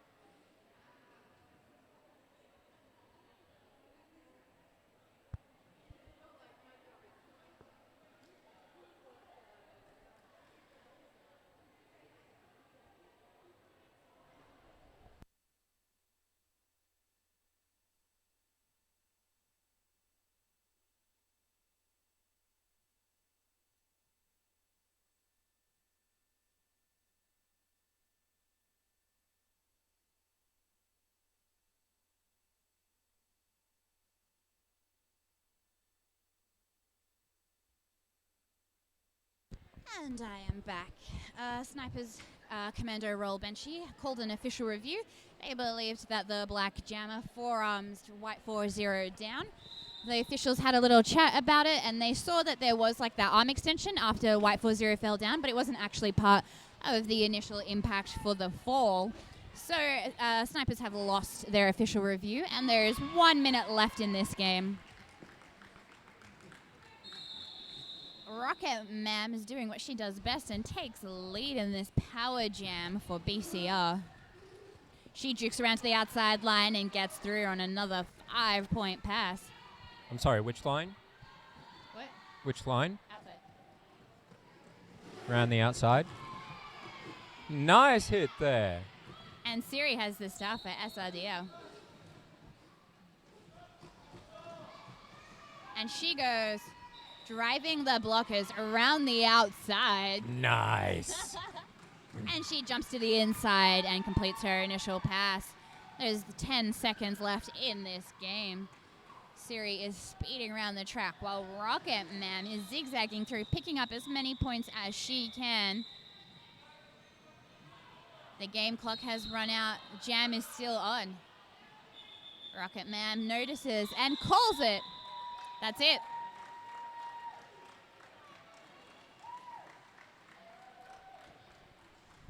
The unofficial final score is BCR Punk Rockers, their A team, on 293 points. The SRDL B team, the Snipers, are on 95 points. Thank you so much for tuning in. While we wait for the final whistle, we would like to thank Skate Project, Better Bearings. If you need better bearings, you betcha you better head to Better Bearings. And there's the whistle. That is the final score. BCR take the win. 293, SRDL 95. I've been Sasha Fierce. And Man's Laughter. Thank you so much for tuning in. Switch over to track 1 for the Div 2 Grand Final and the Div 1 Grand Final. Div 2 up first, we have KCR versus Inner West Roller Derby League. And for Div 1, we have NSR against the CRDL A team. Thank you so much.